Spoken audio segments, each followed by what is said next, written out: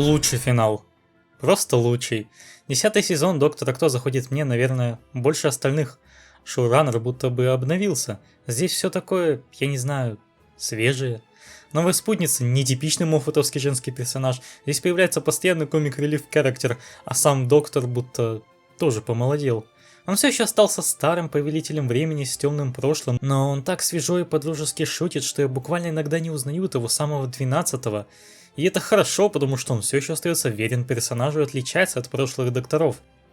Но самое главное, финал. Это просто разрыв. Лучший финал из всех сезонов с дичайшими поворотами, очередным топовым монологом протагониста, закрытием оставшихся и появившихся персонажей, эпиком, хоррором на уровне пустого ребенка и саспенсом. Моффат выдал там свой пик. Пересматривая его, я понял, что это мой любимый сезон, а 12-й – любимый Доктор. Вот хоть убейте, у меня до этого не было ни любимого Доктора, ни сезона, серьезно. Ну да, что там, стройка началась какая-то. Ну, арматуры падают. Звук с ютуба, наверное. Так вот, где я остановился-то?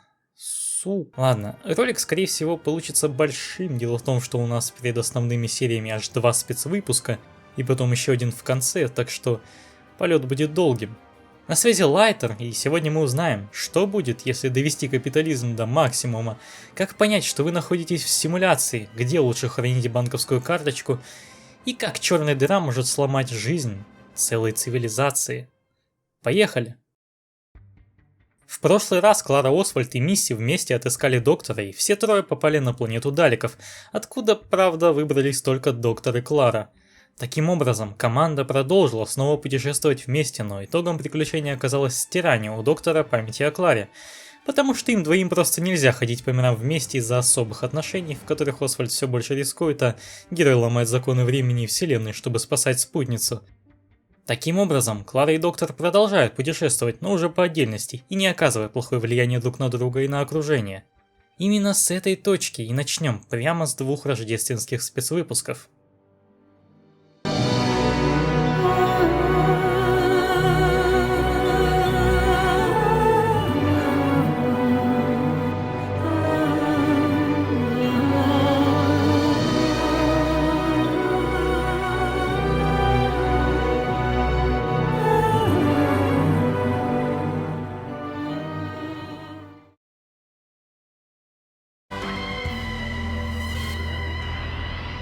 Итак, Рождество 54 века. Человеческая колония на планете Мендоракс-де-Лора. Лысый Вован ищет хирурга, но находит телефонную будку и оленя по имени Доктор. Ну, герои попросили помочь, а он и не против.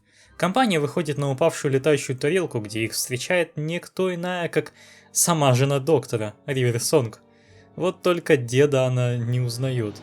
Вместо этого Ривер говорит хирургу, что ее муж тут умирает. Супругом оказывается король Гидрофлакс. За смертью короля наблюдает аж весь его народ, но Сонг отказалась дать ему спокойно сдохнуть и позвала лучшего хирурга, ну а ее лысый помощник по имени Нардол перепутал хирурга с Доктором. Вова, ты чё вообще дебил? Keep your arms by your side, like she said. My one true love, the only husband I will ever. My time with you. Наедине Ривер рассказывает, что Гидрофлаксу во время налета на сокровищницу, что называется, дало прямо в табло, и алмаз залетел прямо в голову, разрывная. Собственно, на самом деле Ривер только бриллианты интересует. Она просит хирурга ему голову отрезать. Ради этой драгоценности она и замуж за него вышла.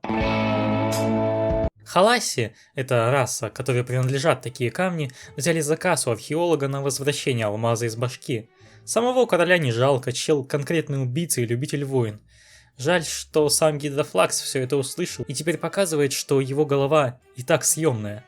Доктор Кто вообще моя любимая комедия, чего только вот этот и следующий спешалы стоят. Команда в попытке спастись берет башку в заложники, и его кибертело с собственным компьютером отказывается стрелять из-за вероятности попасть по ней. В общем, Доктор, Ривер и голова короля в сумке сбегают при помощи телепорта еще одного мужа женщины, Рамона. Рамон параллельно был занят поиском человека с кодовым именем Девица, у которого могут быть 12 разных лиц. Нам он известен как Доктор, но вот только у Ривер есть фото ровно до 11 версии и не дальше. Поэтому она и не узнает героя в таком гриме, тем более что уверена, что больше 12 регенераций быть и не должно было. Не в курсе она про то, что ему подарили новый цикл, и доктор, как бы ни пытался дать понять, что это он, не может. Рамон хоть и не нашел девицу, зато обнаружил Тардис.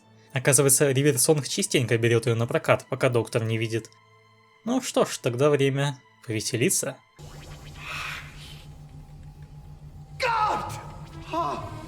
Is it bigger? Oh, yes. On the inside. There it is. On the outside.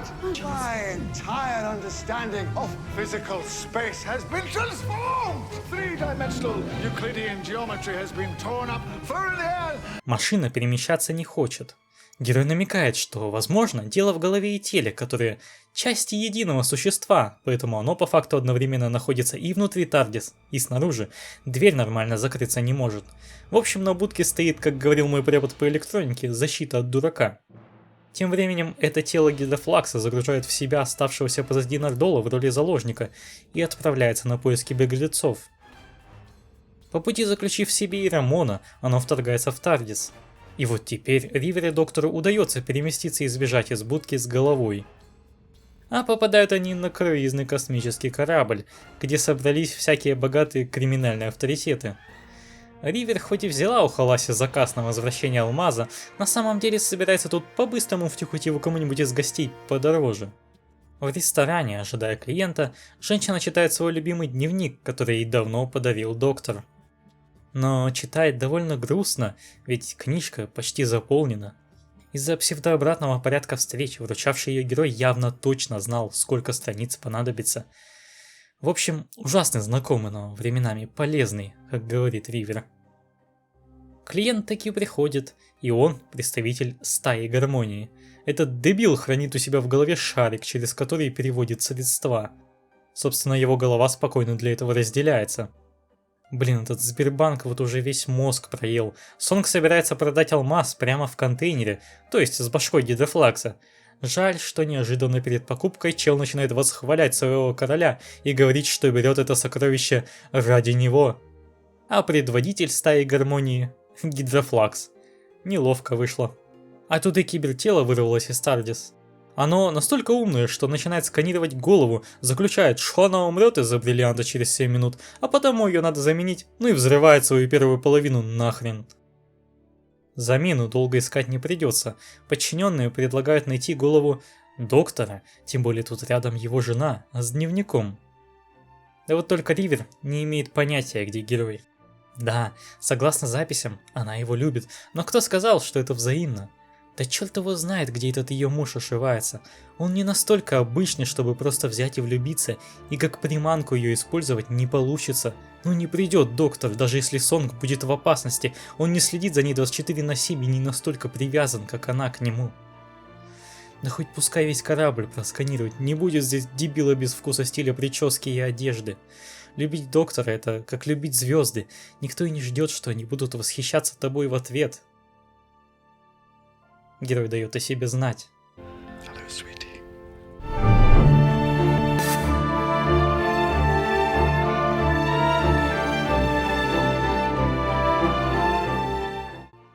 Ривер, кстати, заранее продумала план побега и с помощью Тардис переместилась в прошлое перед метеоритным ударом. Доктор пытается выпрямить курс криминального корабля, но не получается, и он падает на планету Дарилиум, пока герои прячутся в будке. Дарилиум – красивая планета с поющими башнями, куда Ривер все хотела сходить с протагонистом, но тот отказывался. В 4-м сезоне перед своей смертью она сказала 10-му, что поняла, почему так. Ведь именно после ночи у поющих башен она попала в библиотеку на свою погибель, о чем доктор будущего всегда знал, и потому оттягивал момент, вообще реже встречаясь со своей женой. Но когда-нибудь это должно произойти. К обломкам корабля прибегает строитель, и доктор дает тому идею построить тут ресторан с видом на башни, а также выручает на это бюджет – алмаз с Гидрофлакса. По итогу, в будущем герой бронирует лучший номер. Рамон и Нардол в ныне пустом теле Гидрофлакса также работают здесь. Доктор дарит Ривер звуковую отвертку с нейрореле внутри, ведь вскоре эстафету возьмет на себя 10-й в библиотеке и с помощью этого инструмента сохранит цифровую копию сознания жены. Полностью хороший конец бывает только в сказках, но правда там пишут жили долго и счастливо. А перед смертью у пары еще есть целая ночь. Над Арилиуме длящаяся 24 года. 24 года совместного свидания у поющих башен. Только потом Ривер встретится с еще молодым мужем, которому в будущем предстоит пережить еще много жертв, но он навсегда запомнит профессора Риверсонг. Наконец-то ее история теперь точно завершена.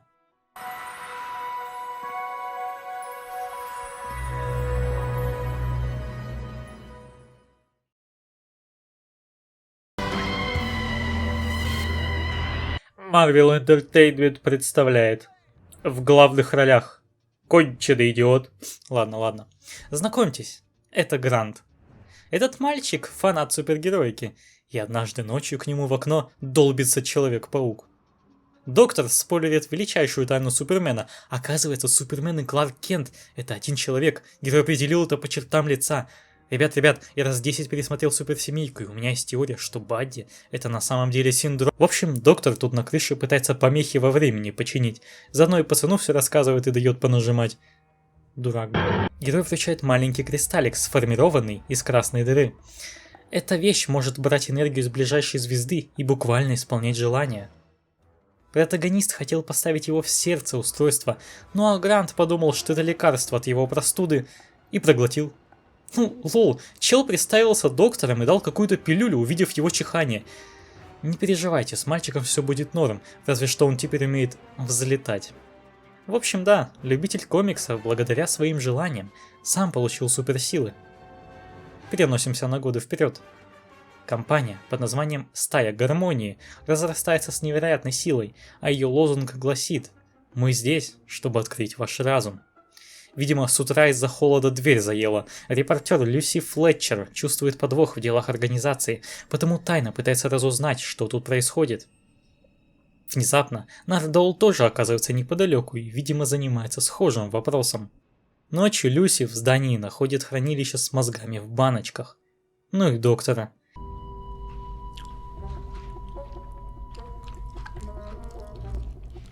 Как оказывается, мозги — это отдельные существа с глазами, способные буквально украсть тело другого вида, заменяя собой состав его черепной коробки и нервную систему. Голова при этом будет способна разделяться. Собственно, в прошлой серии мы и видели представителей расы. Доктор пришел сюда с Нардолом, которого восстановил, ведь внезапно Нардол — киборг. Yes. Where is the little boy's room? I think you'll find the restrooms to the left on your way out. No, not the restrooms. The little boy's room. Черкаши смыл? What are you doing here? We could ask you the same question, but it's your apartment, so we probably won't.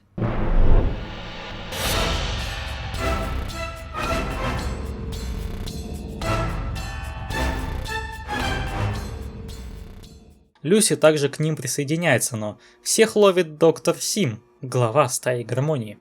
Вовремя прилетает супергерой по кличке Призрак. Чела не берет ни одна пуля, он просто с одной тычки валит Сима, крадет Люси и подвозит до дома на летной тяге. Да, выросший Грант вовсю пользуется силами, чередуя свое альтер-эго с реальной жизнью, в которой он работает няней.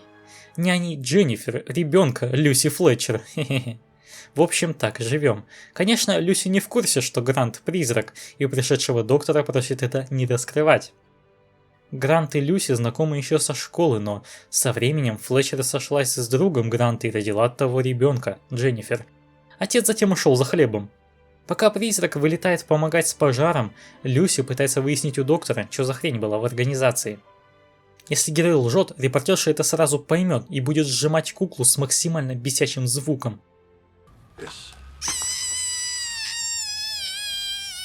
В общем, стая Гармонии планирует захватить, читай, заменить разумы центральных фигур Земли и приготовить планету к колонизации. Все ясно, все понятно, походит на реальную жизнь. Люси просит доктора познакомить ее с призраком. Вскоре супергерой сам с ней связывается. Да? Вы не представляете, как мне тяжко. Слушайте, вы вообще куда звоните? А? Здесь никого нету, здесь ребенок маленький, вы что попало делаете? А? На. Сори, но тут просто идеальный момент. Призрак назначает на завтра с ней встречу для интервью, потому девушка просит Гранта посидеть с Дженнифер. Ну а пока протагонист лично приходит в стаю гармонии и просит пришельцев по-хорошему свалить, и даже угрожает бургером. Не выходит почему-то, и Нардол, совершив по пути пару остановок, забирает героя. Немного в другом времени доктор выясняет, что организация посылает сигнал на скрытый корабль. И уже на нем проявляется настоящий план врагов.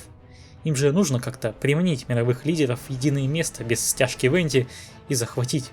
Ну так вот, скрытый корабль взорвет Нью-Йорк. Стая гармонии сделает вид, что началось вторжение пришельцев. У них есть для этого экспонаты. Массовая паника. Мировые лидеры возьмутся отправлять молодых на войну, а сами спрячутся в защищенном месте. Именно таким местом является здание стаи гармонии. Построенное с инопланетными технологиями, оно способно выдержать ядерные взрывы. И, конечно, этой информацией компания сразу поделится с политиками. Да на самом деле это и так будет видно, когда целый город снесет в щепки с помощью корабля, но эта башня останется невредимой. Реально, блин, интересный план, даже доктору нравится. Тем временем Призрак и Люси проводят свое то ли свидание, то ли интервью прямо на крыше, а под ними Грант типа сидит с Дженнифер. Только стая гармонии поняла, что им нужно тело супергероя, и они уже отследили Призрака, планируя атаковать. Попав в плен, Грант решает поступить гениально. Как только враги заходят взять в заложники еще и ребенка, он улетает, типа испугался, но приходит под обычным видом, заявляя, что девочку никто не тронет. В общем, унизил Призрака, возвысил себя. Доктор запускает обрушение корабля на Нью-Йорк и в процессе падения связывается с Грантом на особой частоте, которую только он и слышит своими силами. Протагонист говорит, что если летящая в небе глыба приземлится, будет плохо. Тем самым он вынуждает Призрака все же использовать способности, хоть и в таком своем виде.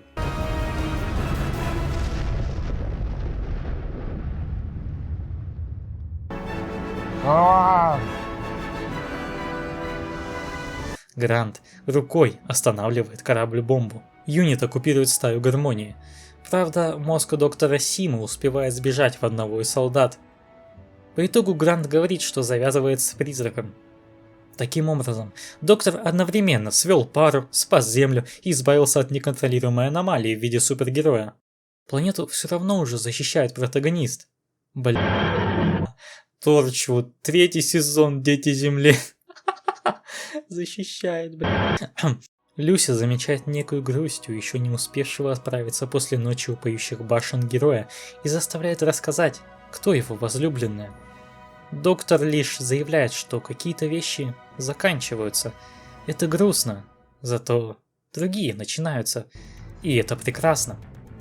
Напоследок он получает куклу, издающую неприятный звук при сжатии, что Флетчер использовала на любой лжи.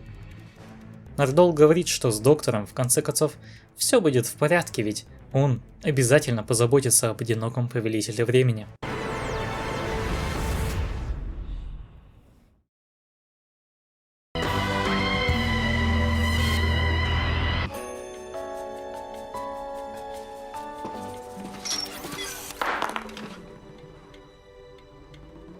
Как вы поняли, начинаем наконец-то 10-й сезон этого комедийного шоу. Доктор уже лет 50 работает преподавателем в универе. За это время Майкл и Антон так и не выпустились, а также на своих лекциях доктор начал замечать одну девушку, которая даже не студент, а вообще в столовой работает. Это Билл Потц.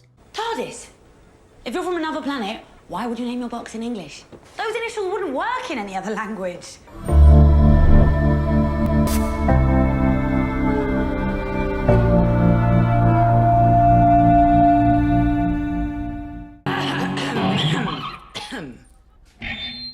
Героя она заинтересовала, поэтому он пригласил ее в свой кабинет. Билл, понимаете, довольно любопытный и обращает внимание на незначительные детали, задавая вопросы, которые мало кому в голову приходили. Но как только ты их слышишь, ты такой: ля, а ведь реально, кто, как, зачем? Кто? Действительно, кто? Так, она заметила, что доктор вообще непонятно по какому предмету лекции ведет. Он рассказывает про все, а никто почему-то и не замечает. Протагонист сразу выдвигает себя на роль личного учителя Билл. Однажды Билл случайно видит доктора и Нардола, которые забегают в какой-то подвал, но не в нарды там играют, а возятся с большой дверью. Чуть не попавшись, она убегает. Проходят целые семестры.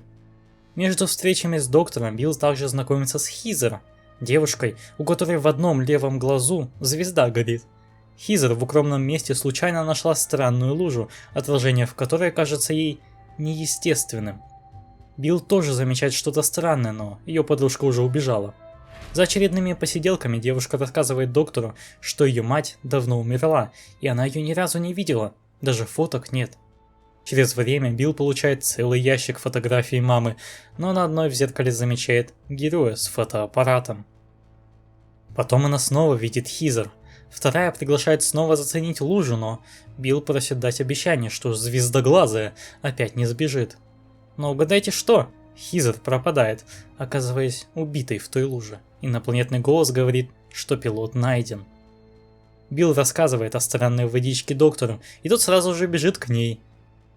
«Доктор, там прикольная лужа из говна». Действительно, лицо, которое ты сотни раз видел в зеркалах, ощущается каким-то странным. Все дело в том, что, смотрясь в зеркало, вы видите отраженное изображение. Хизер сразу заметила странность благодаря глазному дефекту. В отражении она видела свою звезду также слева, но если бы она встретилась со своим клоном и смотрела на него, звезда у копии виделась бы ей справа. Лужица не отражает, она мимикрирует. Доктор посылает Билл домой, а сам планирует изучать воду. Но сама Хизер настигает ее. Все, что она делает, это источает воду и повторяет сказанные Билл слова, а затем нападает. Найти убежище у доктора не получается, существо в форме жидкости проникает внутрь и снова преображается в Хизер. Герою приходится сбежать в Тардис и продемонстрировать ее своей ученице. Доктор, Билл и Нардол перемещаются в тот подвал с дверью. Дверь ведет в некое хранилище, но герой не планирует рассказывать, что внутри. Ну, не зря же он спрятал целое хранилище под университетом, чтобы никому не раскрывать, да. Враг нападает, и доктор убеждается, что ему не нужно хранилище, а лишь сами герои. Команда опять сбегает на Тардис. Герою приходится объяснить, что его космический корабль – это также машина времени, из-за неисправности застрявшая в первой своей маскировке, полицейской телефонной будки. На Тардис доктор попадает на 23 миллиона лет в будущее, вообще на другую планету, чтобы убедиться, что существо достанет их и здесь. Когда-то давно инопланетный корабль, видимо, случайно упал на Землю. Корабль – это умная, преображающаяся жидкость. Годами пролеживая, она увидела одного единственного человека – Хизер, и поняла, что может сделать из нее пилота. Такая у жидкости программа. Хизер хотела уехать в далекие края, такого желания в водичке показалось достаточно, и вот ее тело оказалось пилотом. Но пилоту нужны пассажиры, люди, с которыми он сможет улететь далеко. Поэтому Хизер преследует Билл, она была к ней привязана, еще будучи человеком. На самом деле пилот ничего враждебного-то и не делает, он просто приглашает. А дело в том, что после побега девушки Билл попросила дать обещание, что Хизер опять не сбежит, и обещание она до сих пор сохраняет. Обе нравились друг другу, но Потс все равно необходимо отпустить спутницу словами, она уже не человек. И вот только после прощания Хизер может уйти навсегда. Вот такое вот первое приключение выдалось у Билл, но доктор не планировал брать ее в полноценные спутницы. Он сейчас прячется и следит за хранилищем, и никто не должен знать о нем, поэтому герой планирует стереть ей память. Билл говорит, что это, была единственная интересная вещь в ее тупой жизни, она просит дать этим воспоминаниям хоть неделю пожить. Тогда протагонист просто выгоняет ее, но спустя время приглашает в Тардис.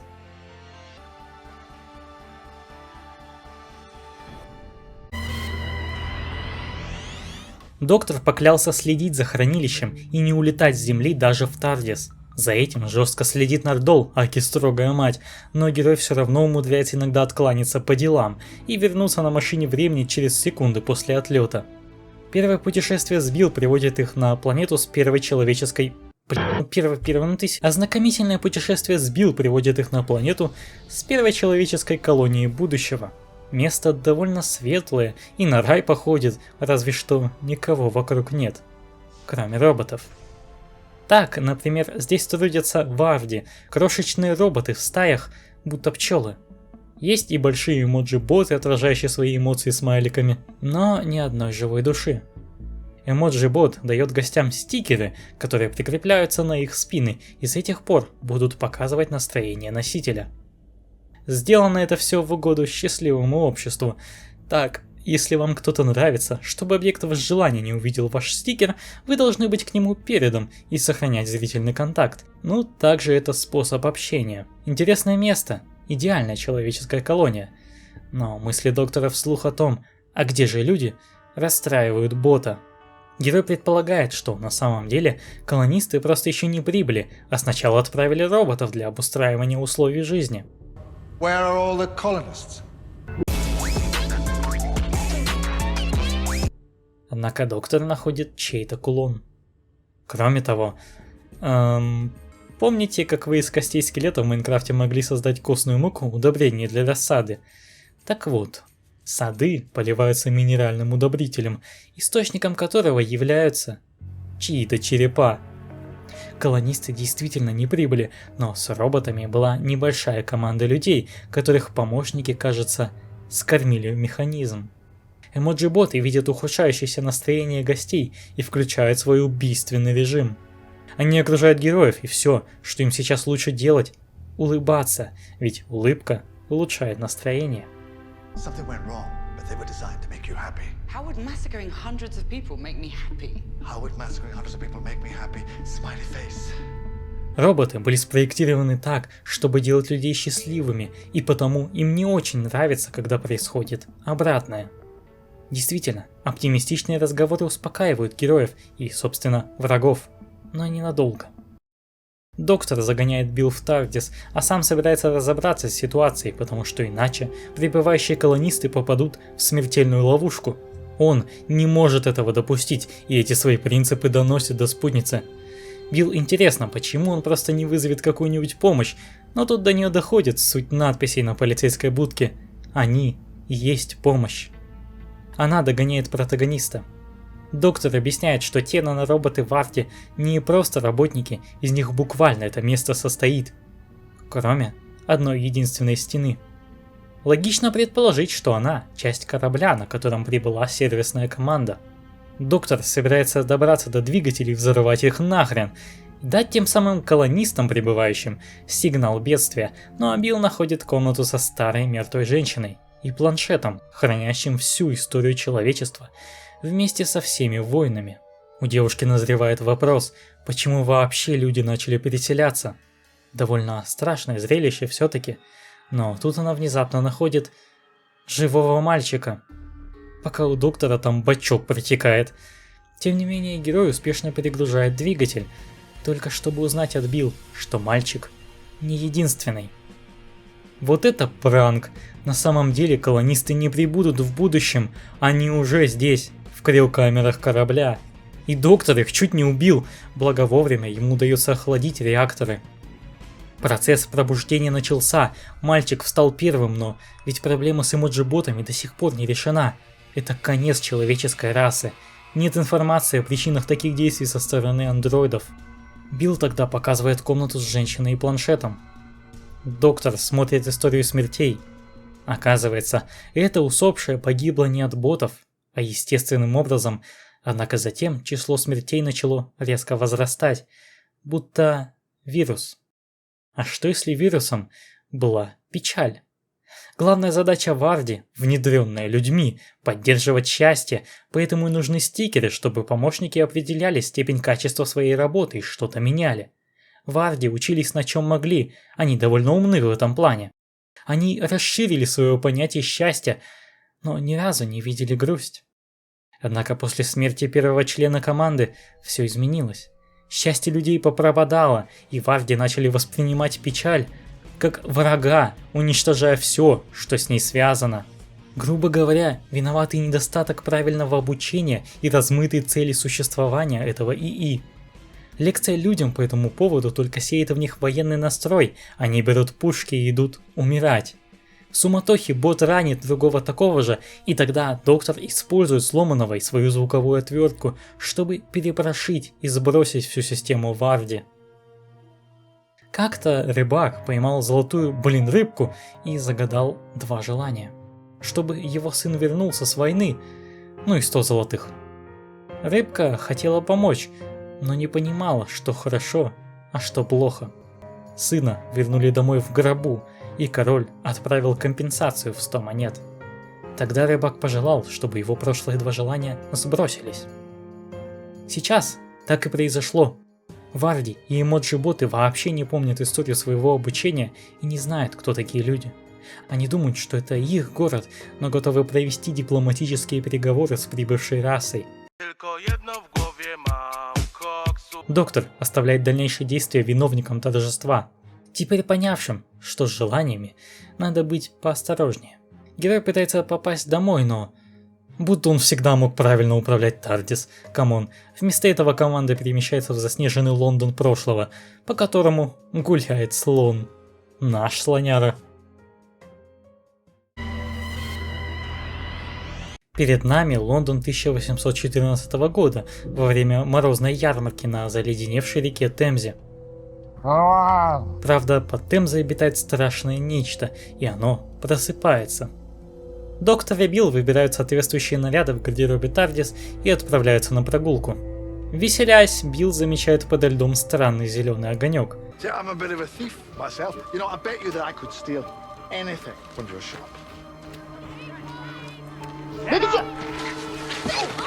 Боже, как же он чувствует. А, не, плохо чувствует. Девочка ищет свою пропавшую собаку и спрашивает у героев. Правда, это обманка, и ее сообщник-мальчик крадет у доктора звуковую отвертку. Заскамив мамонтов, ребята убегают на отдаленную часть реки, но пацана окружают зеленые коньки и уносят под воду. Герой лишь успевает выхватить отвертку, а девочка скрывается в тумане, не веря предложению помочь. Несмотря на то, что они недавно были в саду, полном мертвых, Билл еще ни разу не видела, как кто-то умирает, поэтому этот случай больно давит по ней. Еще она замечает, что доктор легко с этим справляется. Как-то слишком быстро он принял это. Протагонист объясняет, что если он бы не мог так поспешно двинуться дальше, то умирало бы больше людей. И сейчас они должны помочь. Девочка Китти сама их находит. Она отводит их в палатку таких же бедных детей, которые заманивают гостей на ярмарку и обкрадывают. На самом деле кража лишь дополнительный заработок, так, для души, на самом деле у них свой бизнес. Основной идет с того, кто платит им за приглашение на праздник, его рекламирование. Дети не знают имени заказчика, могут лишь описать его посредника, но говорят, что у него есть рисунок на руке.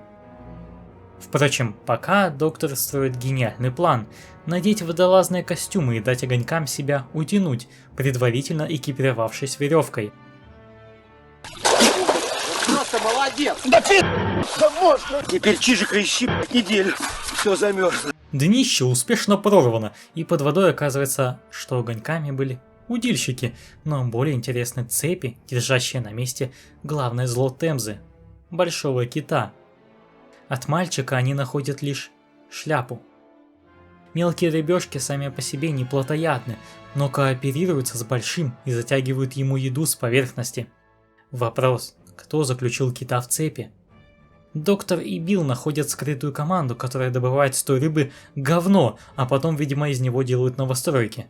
На самом деле это просто отличное топливо, которое тратится в 1000 раз медленнее угля и даже под водой горит.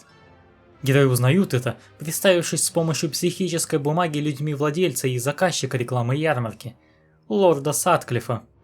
Команда отправляется к нему во дворец. Who let this creature in here? On your feet, girl! In the presence of your betters. Трехочковый, ёпт. Но это же стена, доктор. Сатклифф рассказывает, что существо всегда было под рекой. Об этом знал только весь его род. Хз, как оно попало туда много веков назад, может, с другой планеты, но именно на этом род Сатклиффов и заработал свое состояние. Они кормили людьми зверя, а сами добывали его отходы и продавали как топливо, держа в плену. Однако, раз кто-то узнал о рыбе, то придется продвинуть план вперед. Лорд хочет взорвать доктора и Билл, а вместе с тем и разломать лед, унеся пол ярмарки под воду на корм, прикрыв все это под неудачный фейерверк. Связанный герой использует отвертку, чтобы звуком приманить удильщиков и устранить охрану. И вот тут завязывается дилемма. Они могут выпустить монстра-заложника, но тогда есть риск, что тот пожрет много людей, но иначе плотоядная будет страдать веками. Доктор оставляет решение на Билл, потому что он, видите ли, не с этой планеты, а лишь служит ей. Спутница выбирает спасти существо. Билл тогда просит детей-воров кричать по всей ярмарке, что лед тает и нужно убегать. Гости спешат на сушу, поэтому Сатклифф в срочном порядке использует детонатор взрывчатки, но... Доктор уже переместил динамит из того топлива под воду, прямо рядом с цепями кита, тем самым выпуская из заточения рыбу. Лорд оказывается не в удачном месте, потому отправляется заниматься дайвингом. Существо уплывает в какие-нибудь холодные края, остается лишь надеяться, что за все время ей надоела человечина. Доктор переписывает наследство Сатклиффа, его особняк, на детей бедняков.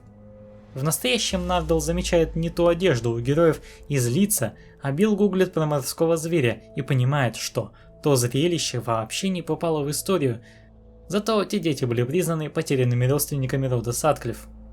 Заканчивая очередной осмотр хранилища, Нардл слышит, как нечто изнутри начинает стучать по 3 раза. Киборг в ужасе быстрее уходит.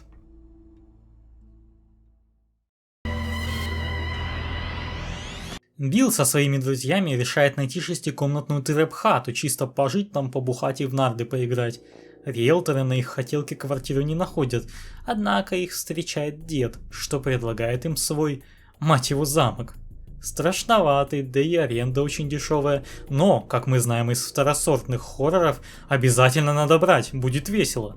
Один подросток заезжает раньше всех и ночью в своей комнате включает музыку, видит нечто, кричит, а дверь закрывается.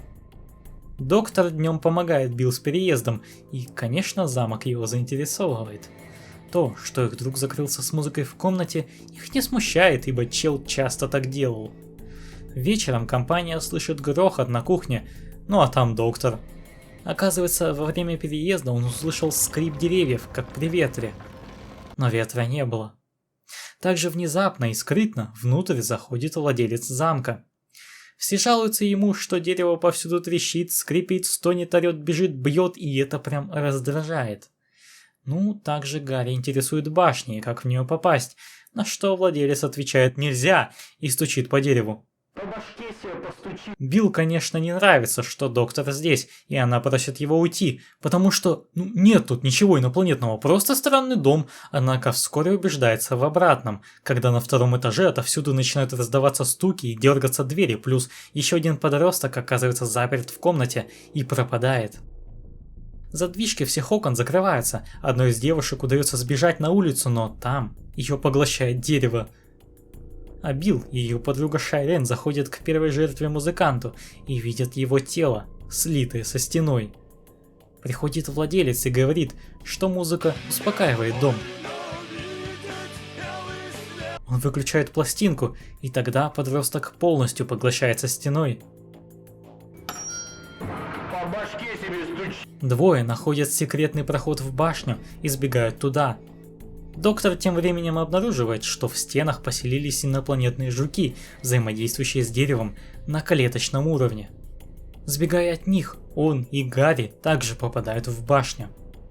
Там они находят контракт на аренду и фото прошлых групп таких же 6 студентов, что заезжали сюда в 1957, 77, 97 и пропадали каждые 20 лет. Владелец рассказывает, что его дочь умирала, но эти жуки спасли ее. С тех пор он находит ищущих просторную хату подростков и скармливает им.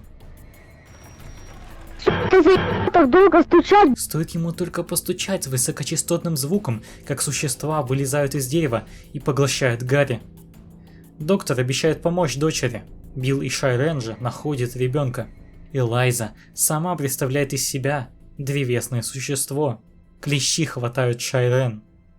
70 лет назад Элайза смертельно заболела, но ее отец случайно нашел интересных насекомых и пришел показать дочери, не знаю, чтобы развлечь. Он оставил их рядом и поставил музыку в шкатулке.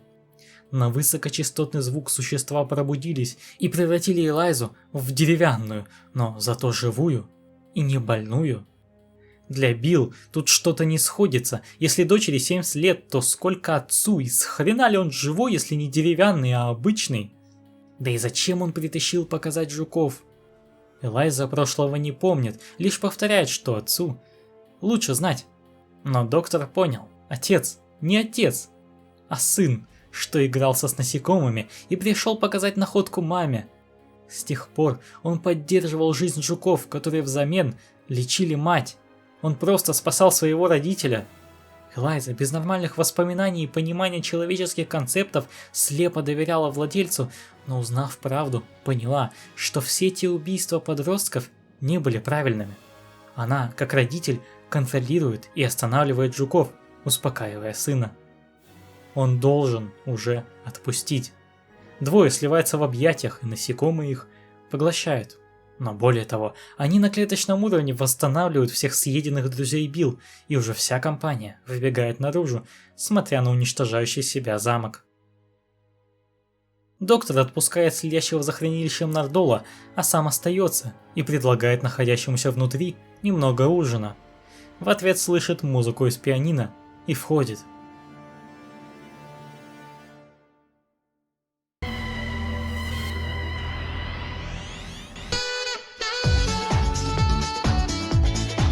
Работники космической станции оказываются в открытом космосе с маленьким запасом кислорода. Но не это главная проблема, а то, что за ними прилетают их бывшие коллеги, вообще без шлемов, скафандров и будто зомби преследуют. Тем временем доктор на лекции про севооборот начинает рассказывать, за сколько секунд вы сдохнете в космосе.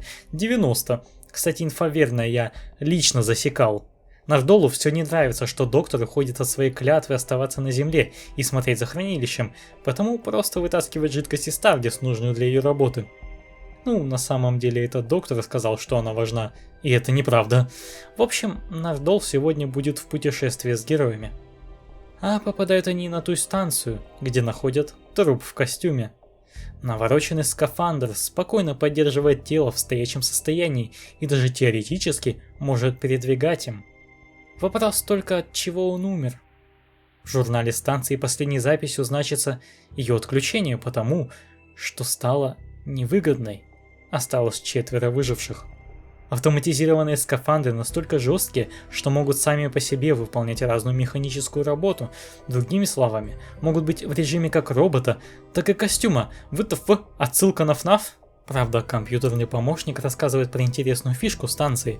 Кислород здесь есть только в скафандрах, и он ограничен с последующей платой. Любой нелицензированный воздух будет выкачан ради сохранения его ценности на рынке. Это просто лютая имба. Герои немного его запустили из Тардис, но настало время изъятия. База проводит чистку, а потом вообще закрывает от всех, где стоит будка.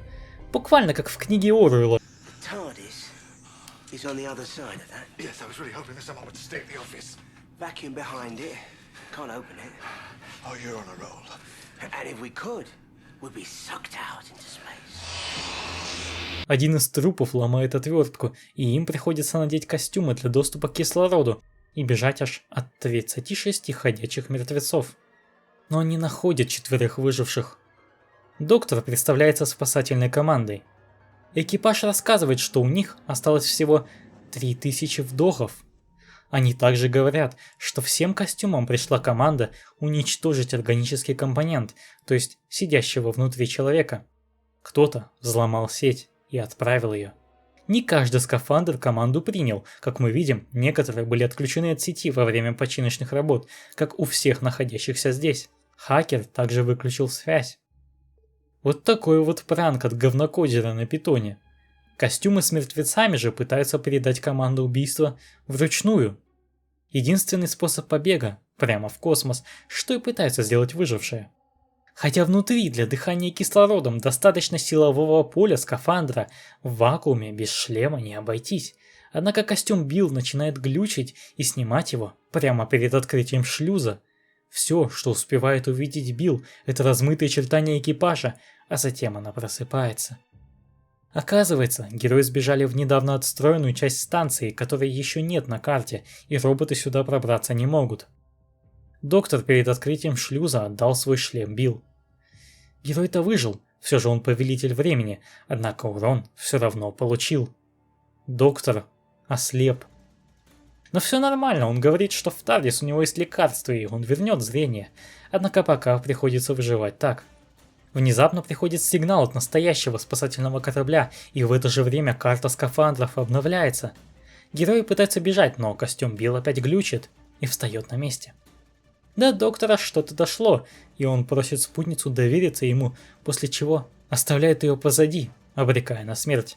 Более того, он говорит, что сейчас единственный план – красиво умереть, и в командном центре привязывает жизненные показатели выживших к охлаждающей системе, чтобы после смерти экипажа реактор станции перегрузился и взорвался.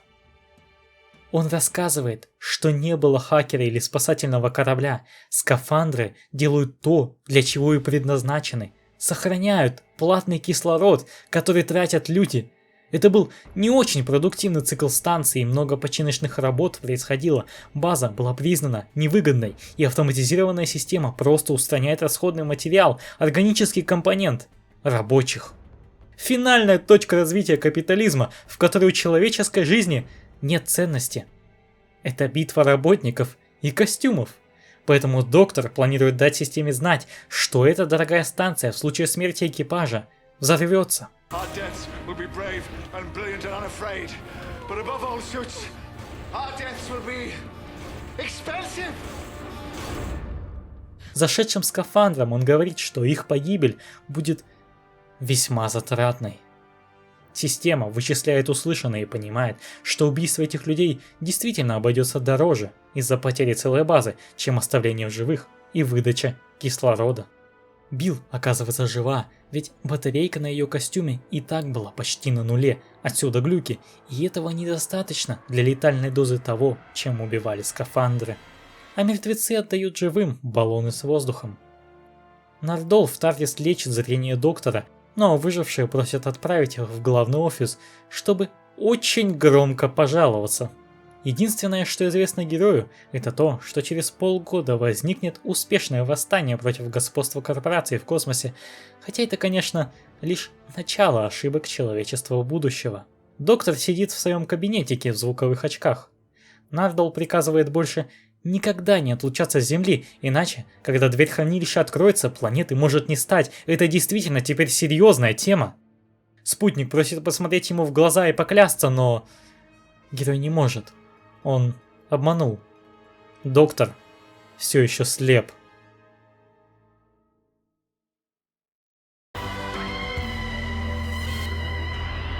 Просто отличная серия, о которой незаслуженно мало говорят. Некоторое время назад на отдаленной планете, где есть средства убийства многих видов, ее представители везли доктора на казнь. Они возомнили себя хрен пойми кем и решили устроить наказание Таймлорда. Устройство остановит оба сердца Повелителя Времени и отключит регенерацию. Но доктор на самом деле является палачом на казни своего друга, Мисси. После процесса ее тело будет заключено в квантовую камеру под охрану на не менее чем 1000 лет на случай непредвиденных оживлений. Доктор готовится исполнить приговор. В настоящем герой, сидя у хранилища, получает на звуковые очки короткое, но страшное сообщение. Экстремис. В следующем кадре он стоит в аудитории, и к нему являются люди из Ватикана. Доктор разве что может имитировать зрение через звуковые очки, которые показывают ему физические данные подходящих. Ну и Нардол помогает, только эти двое знают о слепоте, чтобы никто в опасных ситуациях еще из-за доктора дополнительно не волновался.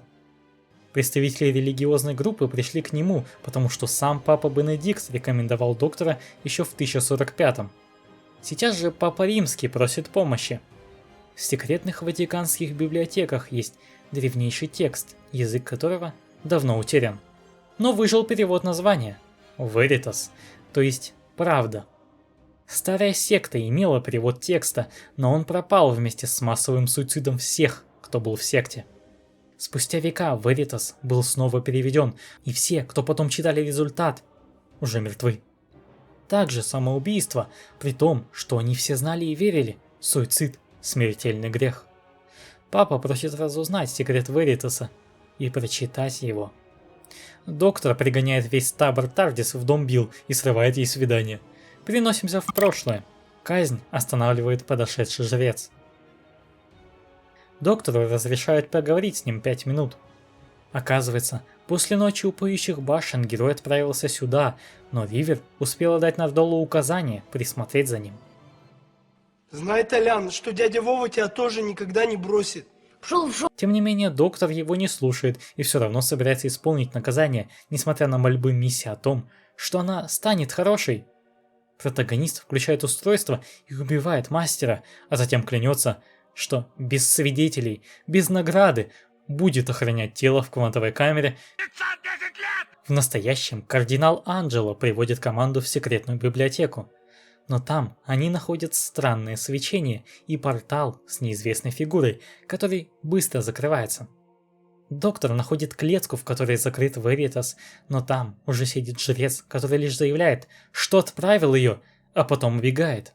Герой находит рядом с текстом ноутбук, по которому тот жрец отправил перевод Веритаса организации Серн. На что они ответили: «Молись за нас».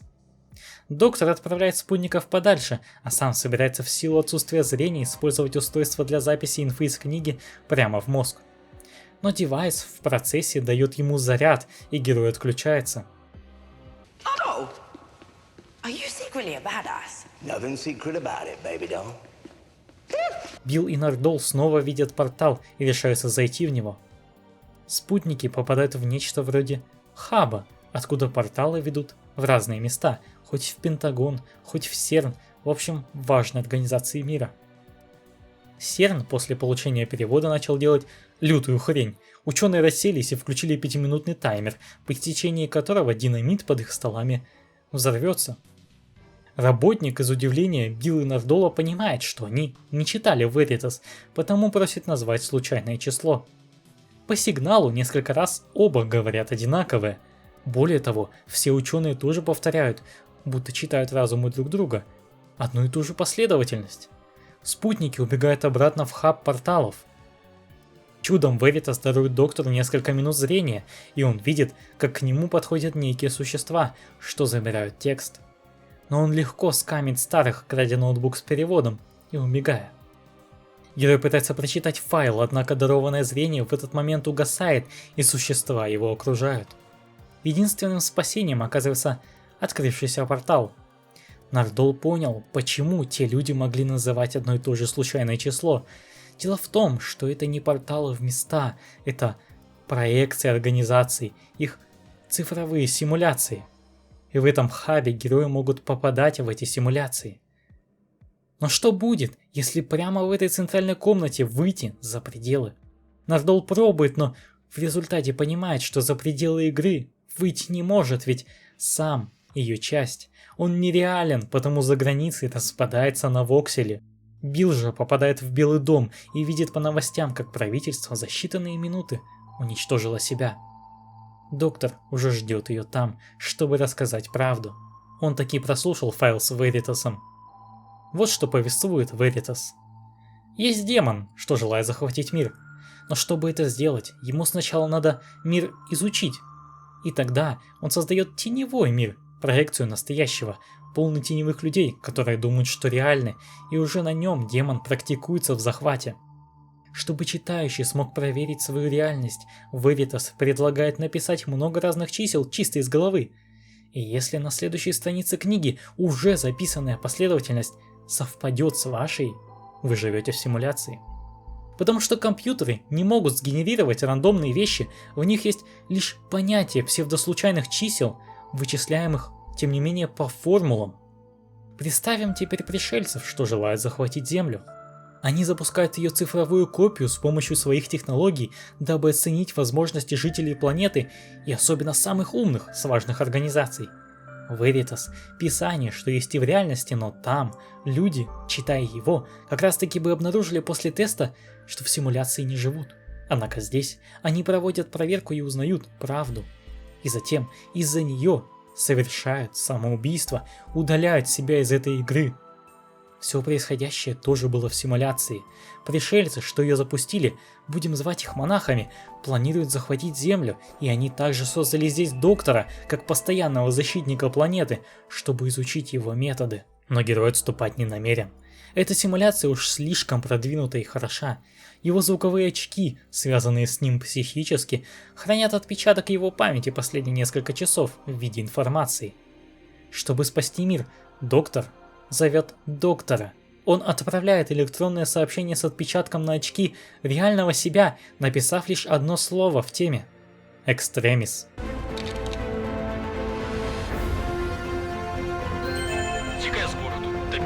В прошлом доктор не убил Мисси, он отверткой изменил устройство орудия казни, и она лишь получила мощный заряд, но выжила.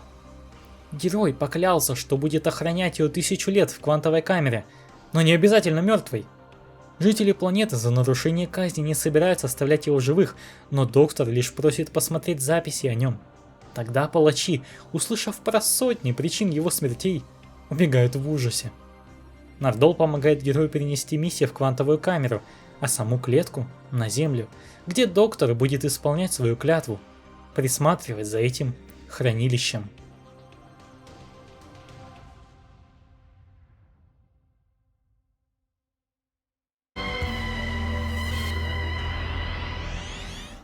На Земле случилось ЧП, поэтому доктор опять становится президентом Земли.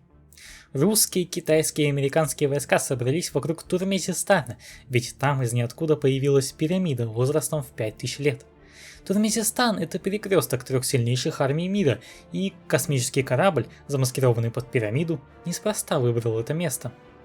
Доктор в соло отправляется к нему, устанавливая радиосвязь с Нардолом, чтобы он описывал происходящее, все еще скрываем слепоту, не забывайте. Из египетского Эчпачмака выходит монах. Враг говорит, что они захватят планету и будут править людьми, но только тогда, когда человечество само их попросит. Намек понят, просто игнорируем. Но пришельцы ставят таймер на всех часах мира в 3 минуты, а сами внутри корабля просто стоят и наблюдают за одной биолабораторией по исследованию химикатов для растений. Но зачем?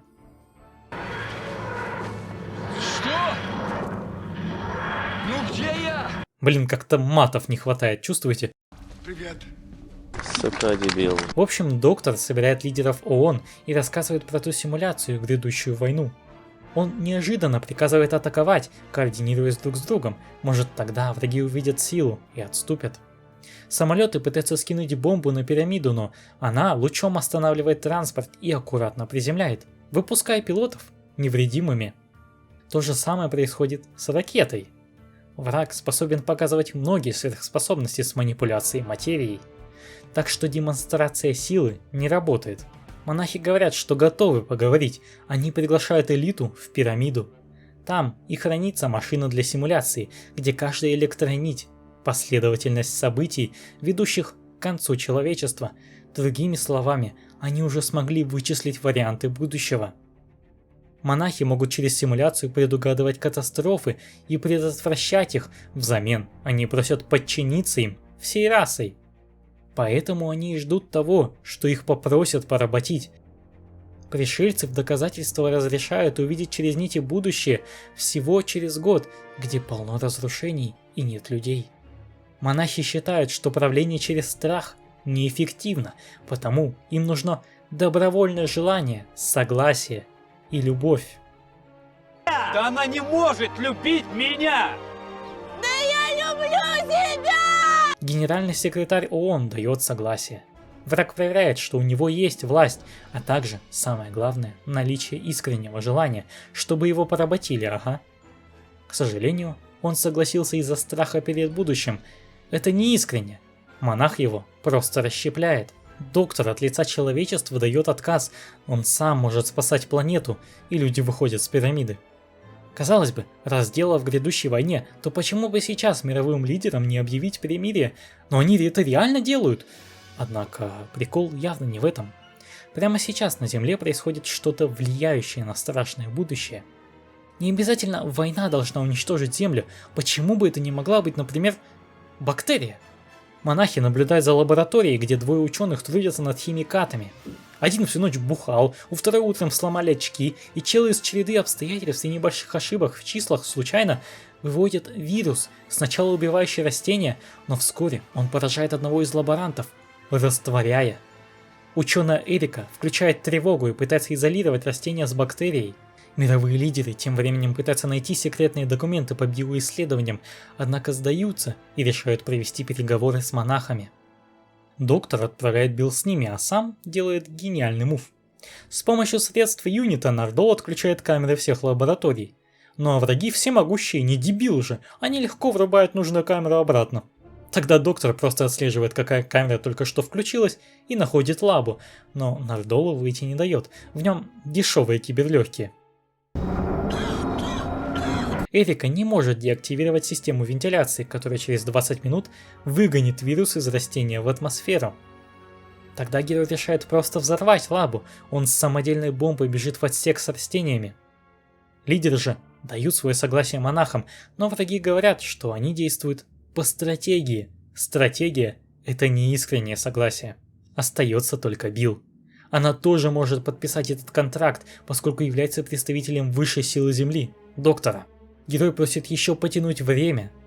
Тем временем таймер начинает вести отчет обратно, а Нити бить тревогу, значит протагонист делает все верно.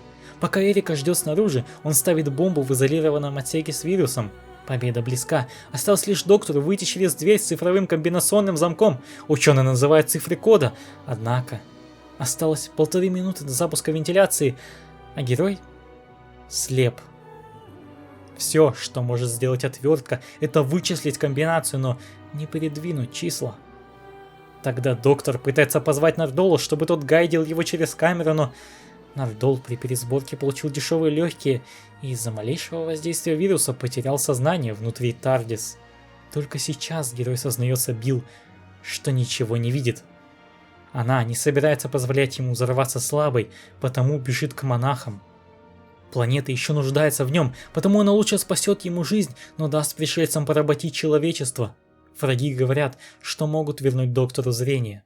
Билл соглашается, и монахи чувствуют в ней желание из-за любви. Это искреннее согласие. Герой быстро вводит комбинацию. Билл напоследок лишь наказывает доктору вернуть Землю. Вирус уничтожен, протагонист жив. Но какой ценой?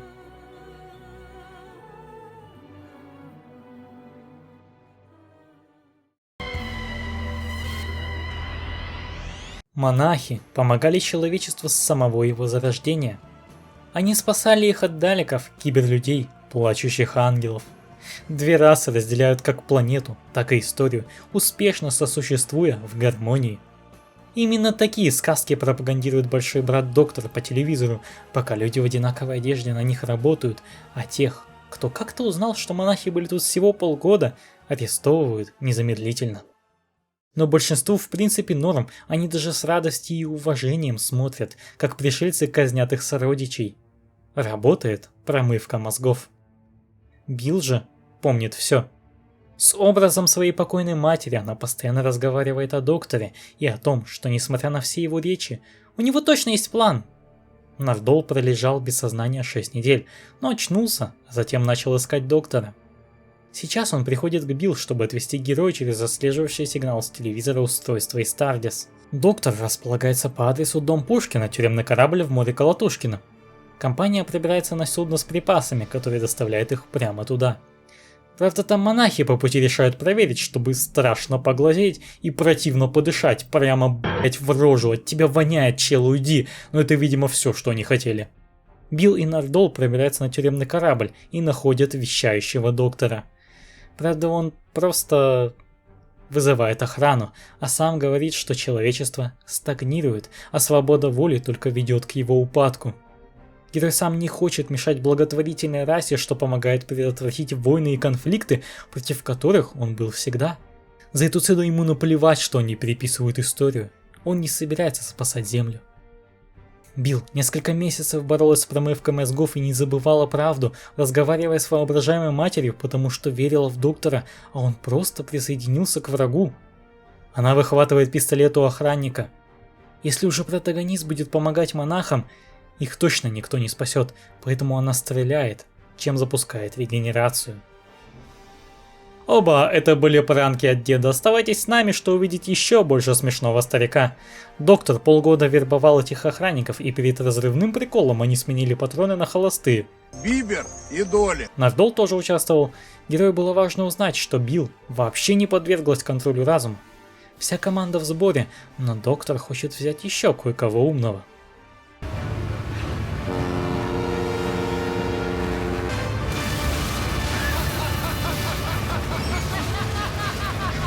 Прямо на корабле они добираются до университета, где герой открывает хранилище.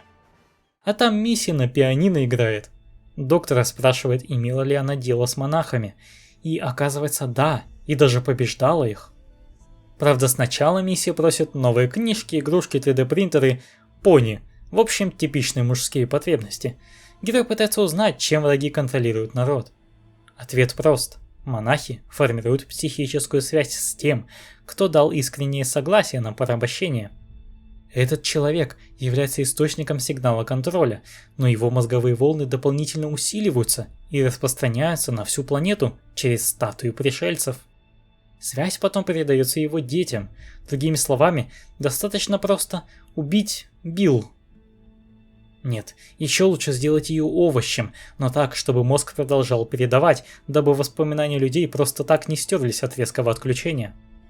То, что миссия это предлагает, говорит о том, что она не изменилась и все еще должна быть заключена. Таймледи отвечают, что только что спасла мир, потому что хочет поменяться. Понятие хорошего у доктора не абсолютно, а тщеславно и высокомерно, и такой миссии становиться не собирается. Герой лишь говорит Нардолу, что у миссии они ничего не узнали, а сам собирается проникнуть в стоящую посреди города пирамиду. Там хранится устройство, создающее и распространяющее мифы истории человечества, те самые, что питаются волнами Билл. Так что доктор планирует подключить себя к передатчику, дабы высрать всему миру мощной энергии разума повелителя времени правду, а заодно накинуть пару своих приколов. С помощью завербованных солдат они пробираются в центр фейковых новостей. Протагонист пытается подключиться к сидящему посередине существу, но нет, не получается. Монах легко заполняет волны своей расой и отбрасывает героя, после чего тот теряет сознание. Остается один выход. Билл уже успела приковать доктора. Она прощается с ним и Нардолом. Билл Потс имеет психическую связь с монахами, она сама подключается к центру. Устройство взламывает ее воспоминания и добивает изнутри. Билл снова в голове общается с матерью. Те фотки, что дал доктор, позволили ей наконец-то увидеть мать и хотя бы как-то основать ее образ, пообщаться. Заполнение разума этим чистым, искренним образом позволяет передать ее мысли о матери миру. Те скрытые мысли в подсознании, с помощью которых Билл сопротивлялась контролю, мысли о свободе воли, что заставляют человечество вспомнить свои истоки. Монахи не могут править, когда их не желают, потому не просто покидают землю. Ну, я даже не знаю, стоит ли это сравнивать с финалом третьего сезона, тем не менее, что там, что тут, вот ровно до концовки просто отличная трехсерийка, и вы еще считаете, что Моффат и РТД разные люди? Лол, может вы еще в рептилоидов верите? В конце миссия признается, что, сидя в изоляции, каждый день вспоминает тех, кого убила, и все больше понимает, что даже их имен не помнит, и это ее расстраивает. Слезы на публику или мастер реально начал меняться?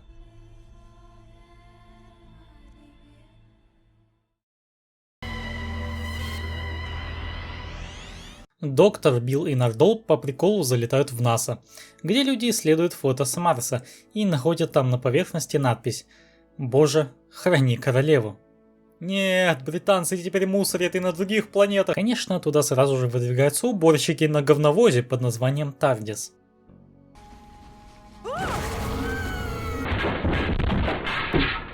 В пещерах Билл проваливается в яму, Нардол бежит за веревками в будку, но шайтан-машина с ним внутри сама перемещается в университет и возвращаться отказывается.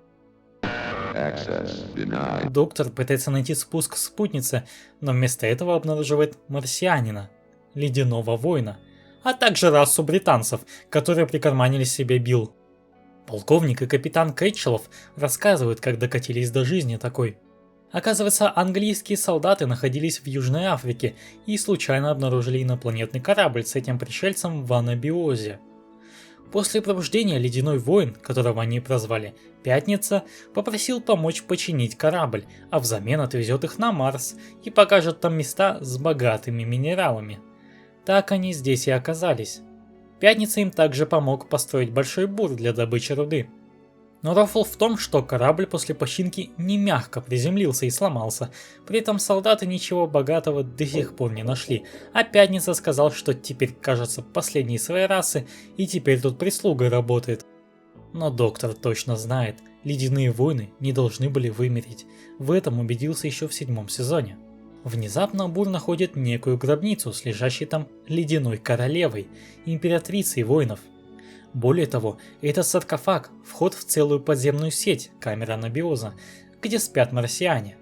Раса эта воинственная и опасная, так что доктор предлагает британцам свалить, однако ни полковник, ни Кэтчелов не согласны. Они же еще богатства не нашли, да и корабль еще не починен. Ну не намусорили. Охраняющий гробницу солдат пытается втихаря спить кристаллы с места спячки королевы. Жаль, что это ее пробуждает. Прибегают остальные солдаты, и Кэтчелов приказывает стрелять, но полковник его останавливает и дает доктору поговорить. Оказывается, ледяные войны пробыли во сне больше, чем хотели, и в данный момент Марс для них не очень пригоден и не является их собственностью, воевать за него нет смысла, и доктор советует сейчас скооперироваться с людьми. Мужчин забыли спросить, императрице Иракси больше интересно мнение женщины, Билл. Но она и говорит, что солдаты также помогли Пятнице. Какой-то долбёб стреляет в королеву, и все сказанные слова аннулируются. Люди отступают и с помощью бура закрывают проход в гробницу. Кэтчелов берет на себя командование и сдает полковника, ведь, оказывается, тот был дезертиром, и его пытались повесить, однако не вышло, зато остался след на шее. Он приказывает заключить полковника, а заодно и доктора сбил. Сегодня они справятся с кучкой пришельцев и будут богатыми дома вовремя. Какой крутой, да, только целый улей начинает пробуждаться, сжимая солдат до состояния куба. Тем не менее, Пятница помогает доктору выйти из камеры. Он считает, что они должны работать вместе, однако полковник сбегает. Билл пытается женским разговором убедить разделить планету, но Иракса не согласна. Только Марс должен победить. Тем временем доктор залетает в бур и грозится пробить верхушку пещеры. Тогда весь лед с поверхности потопит эту армию, если королева не согласится отпустить людей. Кэтчелов накаляет ситуацию, подкрадываясь к ней сзади и приставляя нож к горлу. Он собирается заставить ее запустить корабль, а своих солдат бросает позади. Но за его спиной оказывается уже сбежавший туда полковник, и одним выстрелом поражает Кэтчелова. Более того, он готов отдать свою жизнь королеве. Давно он сбежал из-за трусости, но его так и не смогли казнить. А сейчас он готов завершить начатое, но напоследок просит не судить человечество лишь по нему и Кэтчелову и отпустить простых солдат. Императрица воинственной расы видит в этом настоящую честь солдата, и она готова позволить полковнику умереть не здесь, а на битве, если он даст ей присягу и будет в ее рядах. Доктор отправляет сигнал в космос, чтобы кто-то смог принять ледяных воинов. На связь выходит какая-то женщина с Альфа Центавры и говорит, что рада отправить флот с помощью, но, конечно, лучше бы марсиане какой-нибудь знак подали, чтобы их отследили. Тогда доктор, Билл и полковник выкладывают надпись «Боже, храни королеву». Уже в будущем в НАСА найдут эту историческую реликвию.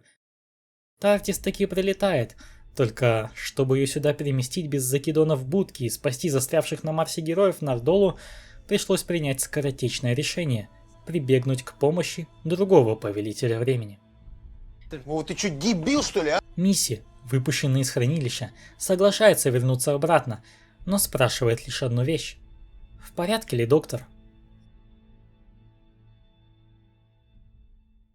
Вот меня надоело, что у соседей сверху постоянно что-то падает. Вот они нам просто вот стоят 24/7, роняют что-то на пол, и вот эта вот хрень постоянно стучит. Я не знаю, что там происходит. Может, нам баскетбол какой-то? Во II веке существовал 9-й Римский легион, записи о котором в определенный момент резко прекратились. Он пропал. Доктор утверждает, что их уничтожили в битве, а Билл не согласна, потому герой уже в нужном времени. Билл забивается, что приведет сюда римского солдата, а доктор и Нардол идут искать их последнее поле битвы. Doctor, but it talked. Well, of course it did. It's a crow. All crows talk. Well, they don't talk in the future. Of course they do. Human beings just stopped having intelligent conversations with them. And they all took a bit of a huff. Но вместо этого находят тело с дезинтегрированными костями, будто оно десятилетиями не подвергалось воздействию света. Затем обоих окружают варвары. Билл также оказывается в бегах от них, но случайно попадает в ловушку. Опять ты? И под землей ее встречает солдат 9-го легиона. К ночи они вместе выбираются. Римлянин рассказывает, что его люди были уничтожены, но небольшая часть сбежала и прячется. А напал на них некий монстр. Существо с щупальцами и сейчас выходит на охоту, только Биллу удается в бегах найти пещеру остатков легиона. Их буквально всего 4, и не всем здесь даже 18 есть. Тем временем варвары приволокли доктора и Нардола в их убежище из говна и палок. Приходит их главная, хранительница врат, девочка Кар. Кар заявляет, что именно она уничтожила римскую армию. И она вообще считает легион полными тварями, грабящими богатых и порабощающими бедных. Доктор, впрочем, говорит «Didn't ask плюс don't care», бросает попкорн Нардола в костер и отвлекает этим мини-взрывом варваров, после чего сбегает. Хотя, конечно, просто улетать он не собирается, тут все же чертовщина происходит. Да и Кар назвала себя убийцей целого легиона и хранительницей врат. Врата – пирамиды из камней на холме. Под утро они начинают открываться. Доктор видит там красивое море из существ, но портал закрывается. Герой возвращается и видит, как Нардол уже сам стал варваром и историю им травит, потому что в мире прошло 2 дня. Он пытался искать Билл, но безуспешно. Кар рассказывает, что они целыми поколениями охраняют этот временной разлом, избирая сторожей врат, чтобы нечто, что они зовут Пожирателем Света, не пробралось. Но недавно монстр таки прорвался и уничтожил 9-й легион. Неизвестно, сможет ли Кар дальше сохранить эту сторону от разлома, учитывая, что все больше появляется жертв, с которых высасывают витамин D от света. На самом деле Кар сама дала врагу пройти в надежде, что он либо ослабит войска римлянинов, либо они убьют пожирателя. Вышло только хуже. Зверь каждое появление солнца становится только сильнее и ест и этот свет, делая мир темнее. Необходимо срочно его загнать обратно через разлом в свою среду. Билл в это время мотивирует остатки легиона пойти и найти доктора, человека, что их спасет. Она не обещает, что все выживут, но это лучше, чем от страха сгнивать в пещере. Одного пожиратель хватает, но остальным удается выйти прямо в убежище варваров. Естественно, 2 группировки наставляют друг на друга мечи. У каждой из них другая сторона уничтожила все, что они любили, потому каждый считает своего врага бесчеловечной машиной для войны. Но тут есть доктор и передающийся всем от Тардис поле перевода. И теперь римляне и варвары слышат, что их оппоненты звучат как такие же дети. Доктор предлагает в ситуации борьбы с пожирателем уже ледь повзрослеть, потому что началась новая война. На самом деле пожиратели специально ищут разные разломы между мирами, чтобы питаться светом чужаков, поэтому проблема даже глубже. Все вместе приманивают существо звуком и используют линзы с оптическим подавлением, проходящий через них свет факелов, задерживая зверя. Держа его в таком положении, воин отгоняет его обратно в портал. Однако врата еще нужно сдержать изнутри. Тогда доктор просит дать ему оружие и собирается войти, но никто ему не дает. Это их предназначение. Кар и римляне наставляют на героя мечи и сами проходят. Варвар хочет увековечить имя Кар в воздухе. И потому просит запомнить это слово подлетевшей вороне. Вороны тут в древности могли повторять за людьми, просто со временем с ними перестали всерьез разговаривать, и они в основном кричали одну фразу. Так, птица летит дальше, называя везде имя Кар. В Тардис, оказывается, все это время сидела Мисси. Доктор запряг ее по каким-то делам, в будке убираться и чинить всякую хрень. Наедине Мисси опять начинает пускать слезы, и герой говорит, что, возможно, им пора бы снова стать друзьями, это желание, из-за которого она злодействовала в 8 сезоне. Но пока что доктор все же отстраняется от Мисси. И с этого момента начинается полная жесть.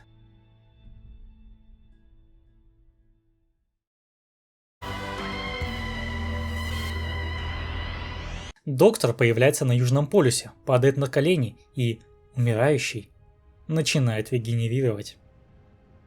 За некоторое время до этого.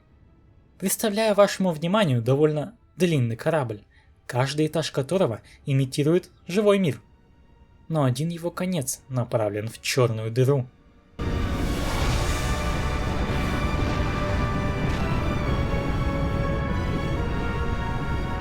И прямо на нем стоит контрольная комната. Туда и попадают герои. Доктор выгуливает Мисси с компаньонами, пытается провести тест, насколько она может быть доктором, но она с кайфом приплясывает под сирену корабля. В общем, транспорт практически попал в черную дыру, но вовремя смог остановиться и теперь пытается сдавать назад, пока не очень получается. Мисси должна спасти ситуацию. I'm that mysterious adventurer in all of time and space, known only as Doctor Who. These are my disposables, exposition and comic relief. We're not functions. Darling, those are genders. Единственный пилот и входит на связь и в панике сообщает, что прямо сейчас на лифтах с нижних этажей едут страшные вещи. Они всегда поднимаются, если засекают человеческие формы жизни, а затем людей забирают вниз. Теперь уже доктор выходит сам. Билл здесь единственный человек, и пилот прямо перед прибытием лифтов стреляет в нее, оставляя дыру. Протагонист довольно долго уговаривал Билл побыть спутницей Мисси в тесте. На самом деле, мастер – его друг детства и единственный, кто хоть как-то схож с ним. Доктор хочет, чтобы он стал хорошим. У них даже была клятва увидеть все звезды вместе, но по итогу мастер только их сжигал, не увидев. И герой желает показать ему их, этот мир. В настоящем лифты прибывают, оттуда выходят существа в больничных одеяниях и мешках на головах, к которым подключены капельницы. Это, самый жуткий монстр Доктора Кто, Change My Mind.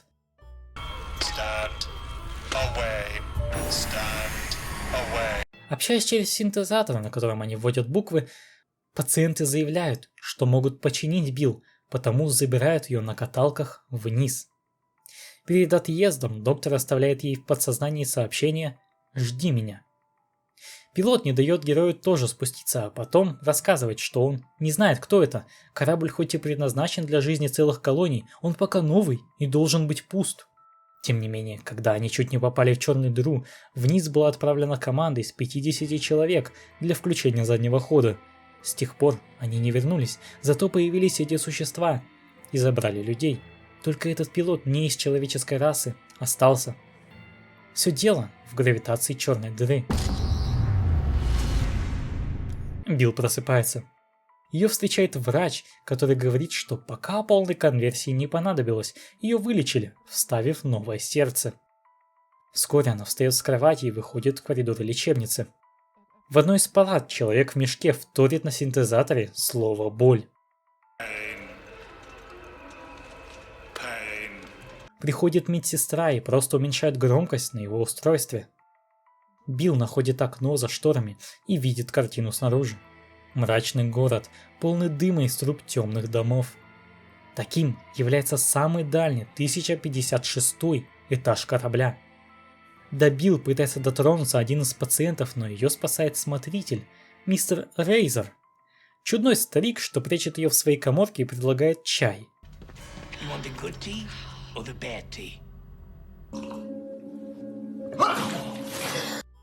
Рейзер говорит, что Билл пробыла тут месяцы, и он показывает камеру с верхнего этажа, также объясняя разницу течения времени там и тут. Все дело в гравитации черной дыры. Из-за нее время на одном конце корабля движется быстрее, чем на другом, во много раз. Пока доктор проводил лекцию по этому поводу, для Билл прошло еще несколько месяцев. Протагонист на телевизоре может целую неделю только бровь поднимать, но она ждет его. Так приказал доктор, да и выйти все равно не может. Так, ушедший вниз экипаж пробыл там достаточно долго, чтобы, видимо, развить какую-то цивилизацию, пока наверху прошло несколько дней. Но спутница не отчаивается, уже даже помогает полы мыть в больнице. Однажды она открывает дверку в город, но включается сирена, и пациенты поворачивают свои головы на Билл, успокаиваясь только после закрытия. Хотя похуй. Доктор опрокидывает пилота. Проходят года. Рейзер рассказывает, что эти странные пациенты, их лекарства, будущее, а мешки – часть их тел. Чтобы выжить здесь на дне, все должны стать такими. Смотритель показывает улицу. Люди здесь больны, воздух состоит из паров двигателей, эволюция недостаточно быстра, чтобы приспособить вид к такой среде, но особые пациенты способны тут жить, и скоро всех обновят до таких же. Но дело здесь даже не сколько в проживании в этом говнище, а в попытках выбраться наверх. Казалось бы, в чем проблема, есть лифты?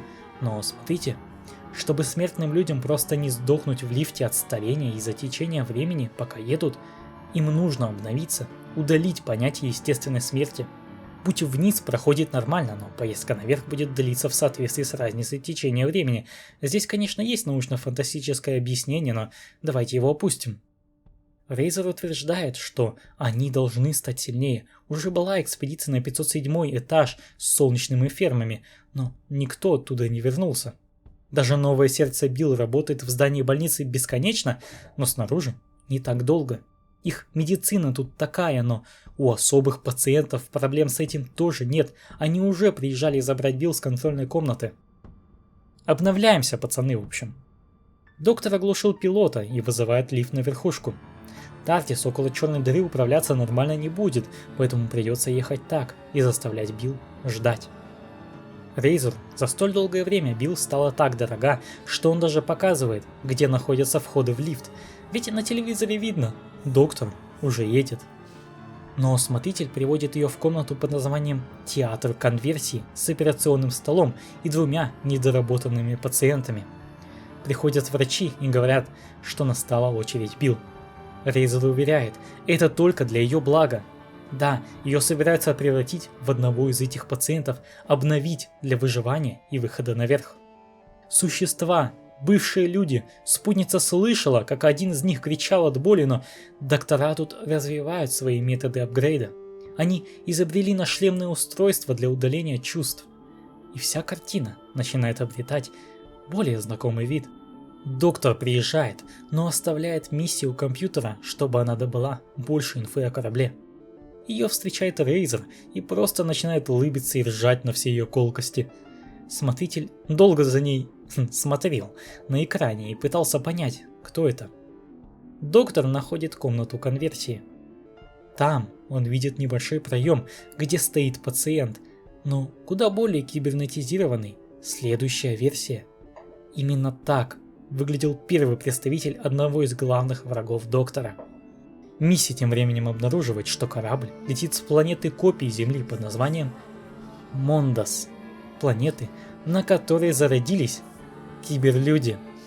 Всю серию мы наблюдали их становление, развитие до тех самых роботов без чувств и эмоций, что считают свою форму апгрейдом человечества и норовят также обновить каждого из людей. Процесс, называемый конверсией. Именно так они и возникали на корабле у черной дыры с разным течением времени в его отдельных частях, в надежде выбраться наверх. Рейзер не отпускает миссии и наставляет на нее пистолет. Он говорит, что доктор теперь вряд ли простит ее после того, что она сделала с его другом. Чел также спрашивает, нравятся ли ей маскировки, потому что лично ему нужна маскировка, ведь раньше он был чьим-то премьер-министром. Под маской старика оказывается прошлый мастер.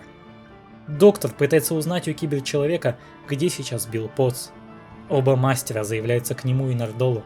Они говорят, что это зарождение. Прямо перед доктором стоит новая версия обновленных пациентов. Самый первый киберчеловек, прошедший конвертацию, расчлененный через молотилку, сжатый на живую. Робот говорит, что ждал героя. Он и есть Билл Потц.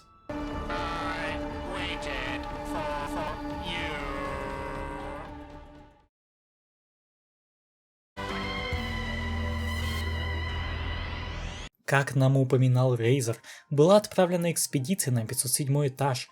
Они не вернулись, но на самом деле основали отдельную цивилизацию в более светлом и приятном месте с фермами. Тем не менее, на них иногда нападают пациенты со дна, чтобы попытаться обновить. Приходится отбиваться, а потом вешать трупы в виде пугал. Однажды снизу прорывается мини-корабль, откуда выходит первый киберчеловек, несущий бессознательного доктора. Под влиянием старого и жестокого мастера Мисти вспомнила себя и тоже начала ударяться в насилие. Вместе они избили доктора, а Нардолу удалось сбежать. Повелители времени танцуют на крыше, пока герой сидит прикованный к креслу рядом, а сзади стоит Билл. Мастер рассказывает, что его выкинули с Галифрея, и он попал в эту дыру. На самом деле, он на этом этаже убийством кучи людей стал королем, но затем жители восстали, а он спрятался под маскировкой смотрителя Рейзера. Такие разрухи тоже поспособствовали превращению 1056 этажа в это. Теперь весь город — это машина, предназначенная для превращения в свиней-киберлюдей. Конечно, это не единственный источник этих роботов, они могут появиться везде, где есть человечество, вспоминаем параллельный мир второго сезона. Вот только доктор уже их немного переиграл. Когда миссия ударила героя, тот упал на компьютер, где он успел чуть-чуть расширить алгоритм поиска человеческих форм жизни в сети киберлюдей. Теперь они дополнительно ищут тех, у кого и два сердца, повелителей времени. С мощного разворота миссия оглушает мастера зонтиком и заявляет, что все время была на стороне доктора. Весь чат верит, вообще все верят. Правда ли это...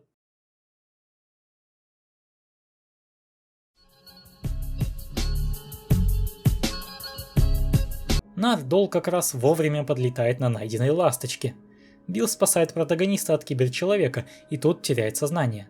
Переходим на 507 этаж, где и потерпел крушение их шаттл. Теперь они смогут улететь разве что на этажей 5 повыше. Спустя недели спутница просыпается нормальной, но запертой в сарае, и все ее боятся. А все дело в том, что хоть она и видит себя как обычно, на самом деле до сих пор киберчеловек. Последнее, что она помнит, как пробыла 10 лет на дне корабля, но затем проснулась. Вот такой. Ее мозг не желает принимать это. Это все из-за доктора, что оставил ее на такой долгий срок, даже не торопясь наверху с объяснениями. Билл в ярости включает луч и подрывает стену сарая. Она, как первый киберчеловек, из-за ошибок еще может чувствовать эмоции и даже почему-то генерировать настоящие слезы. И она сопротивляется перепрограммированию в их общей сети.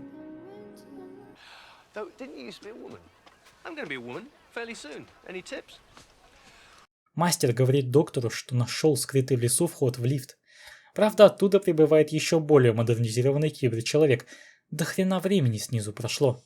Билл его уничтожает, но орды врагов наступают. Подниматься до Тардис нет смысла. К тому моменту железки заберут всю фирму.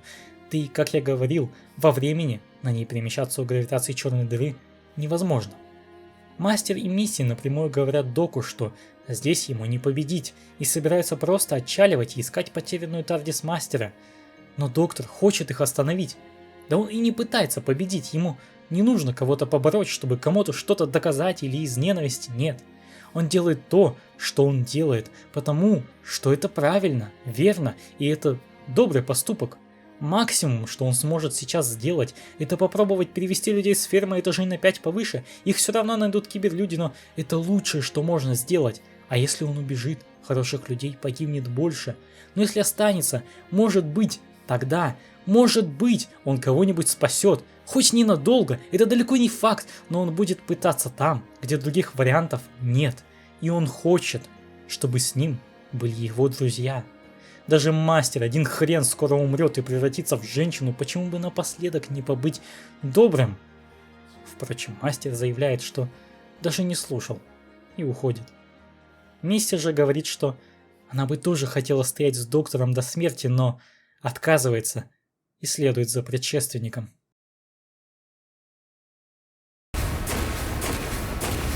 Яблоко будешь? Ну я вообще-то сыт. Будешь. Яблочком перекуси и съешь. Под слоем почвы этажа находятся различные топливные линии, и Нардол путем программирования и вызывания в них дистанционных искр может взрывать целые участки земли, состоящими на них киберлюдьми. Доктор посылает Нардола помочь эвакуировать людей на 5 этажей повыше, а сам скачивает софт подрыва на отвертку. Но спутник распознал его план. Герой хочет приманить сюда армии киберлюдей и взорвать вообще всю почву разом. Он не согласен, но только Нардол из них двоих, хотя и был раньше мошенником на черном рынке, сможет дальше присматривать за людьми после инцидента и хоть как-то продлить их существование. Киборг клянется, что назовет в честь доктора какую-нибудь мусорную деревню и свинью за то, что не дал остаться с ним. Но Нардол берется за это поручение, попрощавшись и оставив героя и Билл. Мастер собирается отправляться на лифте искать свою Тардис, но Мисси подзывает его к себе и говорит, что ей нравилось быть им, и она всегда будет скучать по тем деньгам. Она смертельно ранит его давно заготовленным скрытым клинком. На вопрос «зачем?» отвечает, что доктор был прав. Они всегда были привязаны, шли дорогой к нему, настало время уже стоять с ним. Мастер кричит, что такого никогда не будет, потому стреляет в будущую версию своим устройством. Вместе они ржут, ведь это буквально их идеальная концовка. Оба сами себя убили в спину. Мастер, скорее всего, регенерирует в Мисси, ну а судьба Мисси пока неизвестна.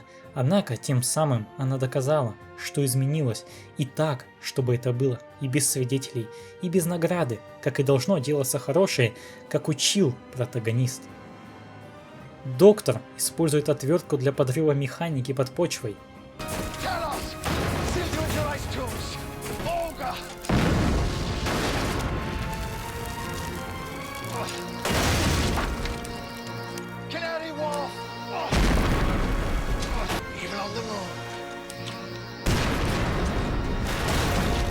Много где он их побеждал, и киберлюди всегда проигрывали.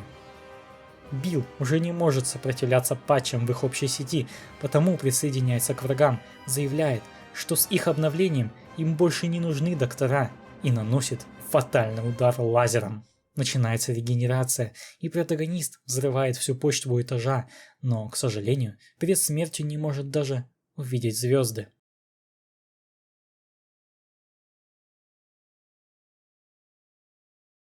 Со временем киберлюди перегруппируются и найдут людей на 5 этажей выше, но пока Нардол даст детям выживших положительные эмоции.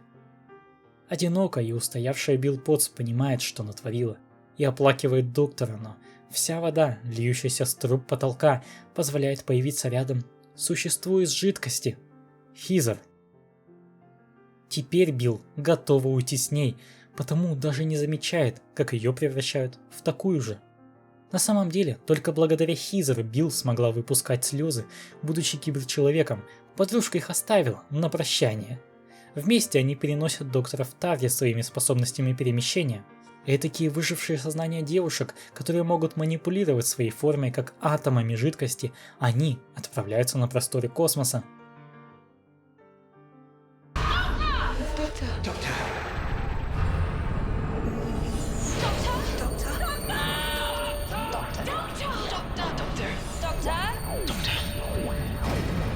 Доктор резко просыпается и понимает, что, мать вашу, пока не хочет регенерировать, нет.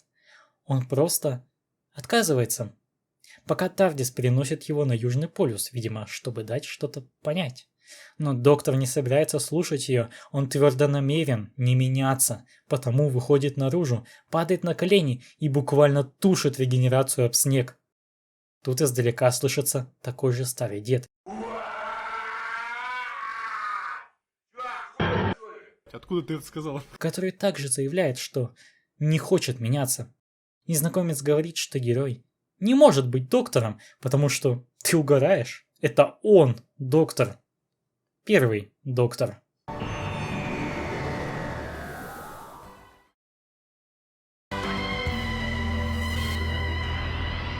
Многое время назад первый доктор начал впервые регенерировать после стычки с киберлюдьми. Еще не совсем понимая, каково это, он отказывается меняться и перемещается на Южный полюс, где встречает себя будущего. Проблема в том, что если Повелитель Времени отказывается регенерировать, то он просто умрет. И 12-й не помнит, чтобы он раньше тут был, значит будущее может поменяться, оно неизвестно, если первый умрет, всех его добрых поступков не станет.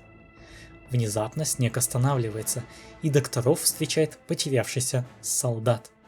Вообще-то он был на поле боя в Первой мировой, но прямо перед возможной смертью время также остановилось для всех, кроме него, а рядом появилось призрачное существо, которое сказало, что есть ошибка во временной линии, и его выбросило на полюс. Все вместе заходят в Тардис 12-го.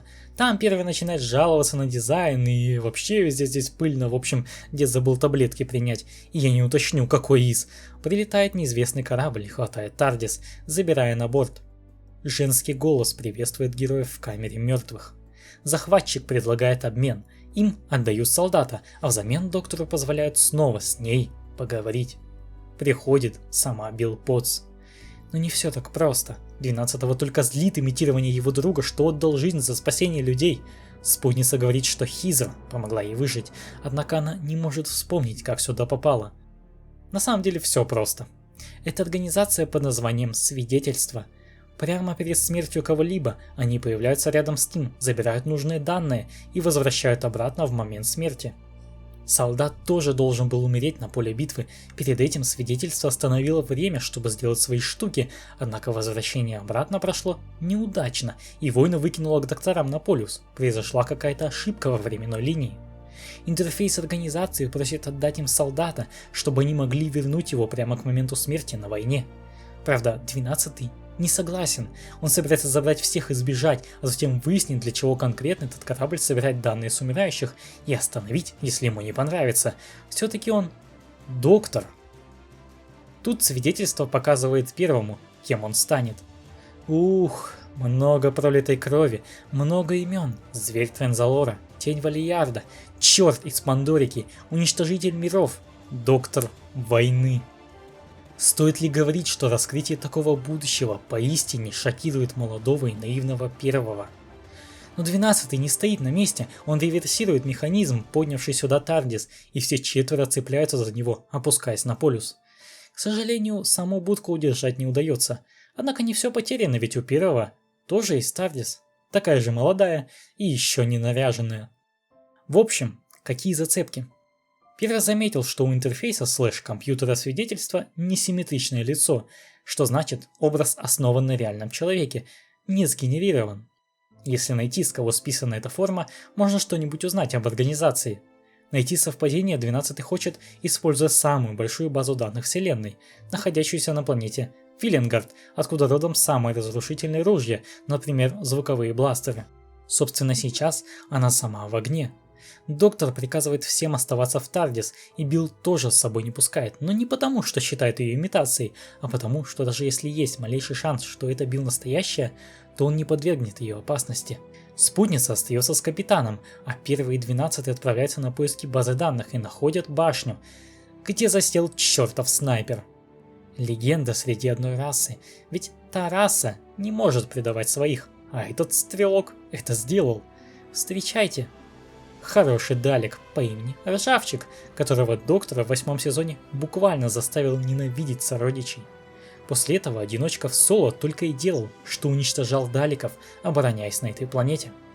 Так вот, 12-й специально прибыл за ним, ведь все Далеки подключены к самой большой базе данных, и Ржавчик явно согласится подсобить, ведь помощь доктору явно делает ненавистным ему Далекам хуже.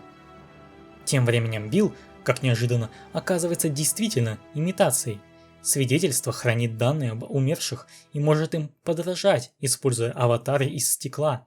Неизвестно, что она делает с капитаном, но вскоре Билл находит и первого доктора. 12-й же выясняет, что аватары берут образ от профессора Хелен Клей. На самом деле свидетельство не имеет злых планов. Они просто пытаются сохранить воспоминания умерших, чтобы в любой момент его воссоздать, и погибшие легко могли сосуществовать с людьми в виде преображающихся стеклянных аватаров, как это Билл. Это полные копии, но не те же самые люди, однако в целом намерения создательницы Хелен были добрая. Аватар Билл ничего с капитаном пока не делала, потому что она считает себя собой, и она готова помочь доктору. В одном месте два повелителя времени, являясь одной сущностью, оказались регенерировать. Это породило ошибки во времени, из-за чего солдат оказался тут. Но его необходимо отправить обратно, в момент смерти, где он и должен быть. Капитан уже успел смириться с погибелью, потом обрести ложную надежду и снова смириться. Его ждет жена и сыновья, но он готов.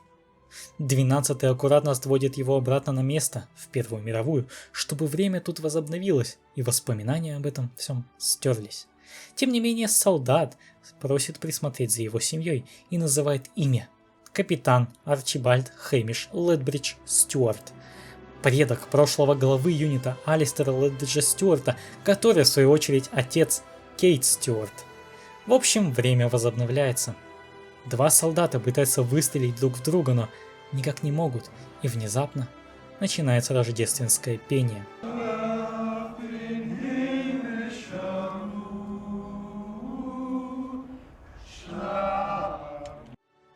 Доктор специально подобрал такие тайминги и немного подменил временное окно на пару часов, чтобы доставить капитана прямо к Рождеству 1914-го, ведь именно в это время произойдет чудо.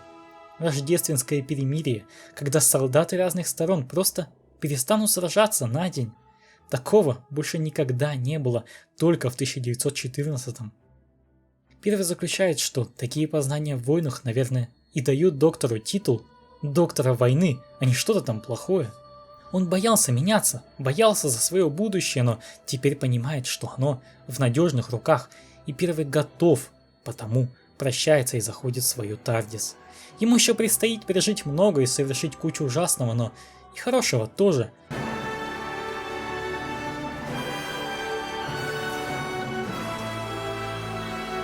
А вот 12-й до сих пор считает, что ему пора на покой. Отказывается регенерировать, хотя первый вдохнул в него такую надежду своими словами. Аватар Билл пытается попрощаться с доктором. Интерфейс также принимает форму Клары Освальд. Она возвращает ему воспоминания, связанные с ней.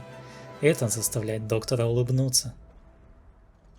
Таким же образом появляется и Нардол, и спутники образуют ту же интеракцию между собой, что и раньше. Нардол приказывает не умирать, иначе вселенной настанет конец, но доктор же просто хочет покоя. Он так долго прожил, что сравнивает свою жизнь с полем битвы, где буквально каждый пал. Он обещает подумать, но решение хочет принять в одиночестве, и свидетельство, понимающе, исчезает. Доктор заходит в Тардис, и даже сама будка пытается показать, скольких он спас и скольким может помочь в будущем. Без него просто не справится. Впрочем, герой это и так понимает. Ладно, еще одна жизнь никому не навредит, кроме него самого, правда. Начинается регенерация. Не быть жестоким, не быть трусливым, и самое главное, не есть груши. Ненависть дурна, а любовь мудра.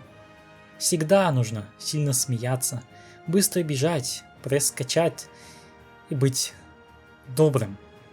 Эти напутствия доктор оставляет в воздухе следующему воплощению. Doctor, I let you go.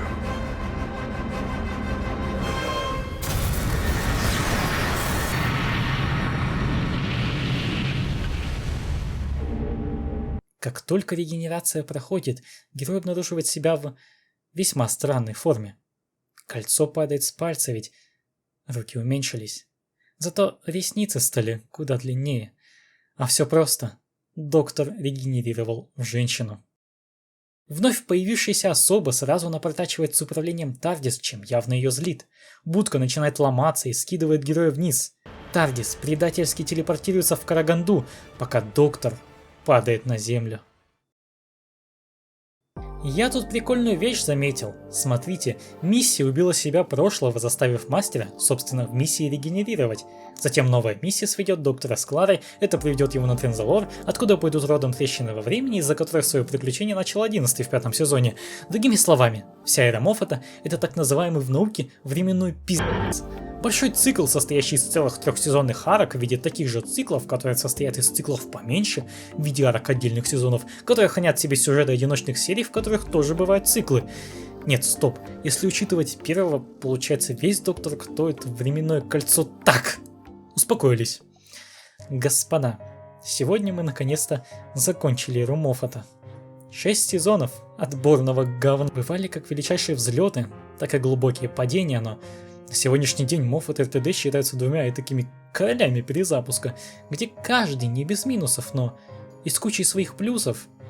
Моффат сделал из Доктора дохрена важного для вселенной персонажа с комплексом бога и постоянными речами, какой же он жесткий.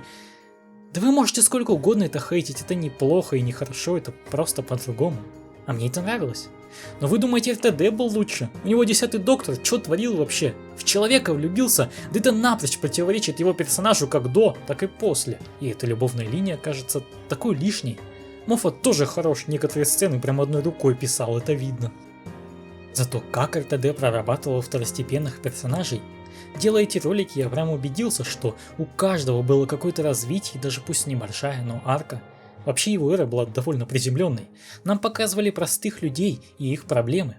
Родители спутниц играли роль, они не были где-то там закатом, а реагировали на исчезновение, например, дочери с каким-то сумасшедшим, и это влияло на сюжет. Доктор случайно вернул Розу домой не через 5 минут, а через год? Пожалуйста, всюду объявления о пропаже, а мать себе места не находит.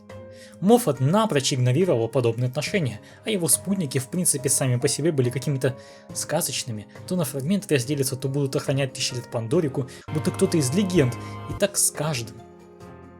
Тем не менее, эти персонажи все еще были по-своему интересны, просто про приземленность и уж тем более про развитие множества второстепенных болванчиков из друзей-спутников речи не шло. Зато какую же классную Моффат делал научную фантастику и, собственно, путешествие во времени. У РТД TARDIS — это чистый инструмент появления героев в определенном месте и ситуации, в то время как Моффат эксплуатировал ее возможности как машины времени на полную, раздавая такие повороты, что охреневал каждый. Сюжетные дыры были, но их не так много, как об этом кричат. Делая эти ролики, внимательно изучая каждую реплику, я убедился, что большинство так называемых дыр объяснялось. Иногда мимолетно, но реально. Моффат прописывал мелочи, это видно при детальном разборе. Не все дыры закрыты, конечно, но он старался. Это другой подход к сериалу, но, как показала практика, людям-то тоже заходило. Что касается не только путешествия во времени, то и тут фантастика Моффата блистала идеями. Летающий черный рынок, космическая церковь с существами покаяния, которым ты забываешь, корабль, который разбился и замаскировался под второй этаж жилого дома, стерильная планета-курорт на карантине, жидкость со своей памятью, столько интересных рас с разными особенностями, планета-библиотека, планета, где есть орудия казни всех рас мира, ангелы, его творения, на которые до сих пор отсылаются и про которых слышали даже незнакомые с сериалом. И это только верхушка, которую я вспомнил. Было видно разнообразие и масштабы целой вселенной, где есть столько неизведанного и непонятного нам, землянам. Какие-то из этих концептов чисто вскользь упоминались, какие-то становились центром сюжета, но из Моффата прям лилось, и в хорошем смысле. В этом всем и заключается, как по мне, главное различие двух эр. Интересен эпик, исследование закоулок обширного космоса с необычными местами, мозгозрывательные истории, завязанные на путешествиях во времени — это к Моффату.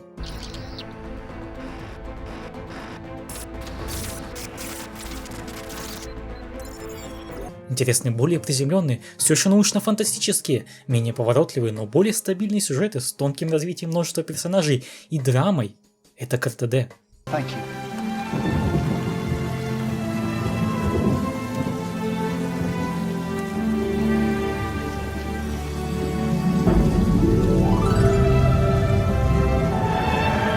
При этом у любого из этих вариантов бывают вкрапления второго, потому что отдельные серии могут писать разные сторонние сценаристы, иногда так вообще используют третий подход.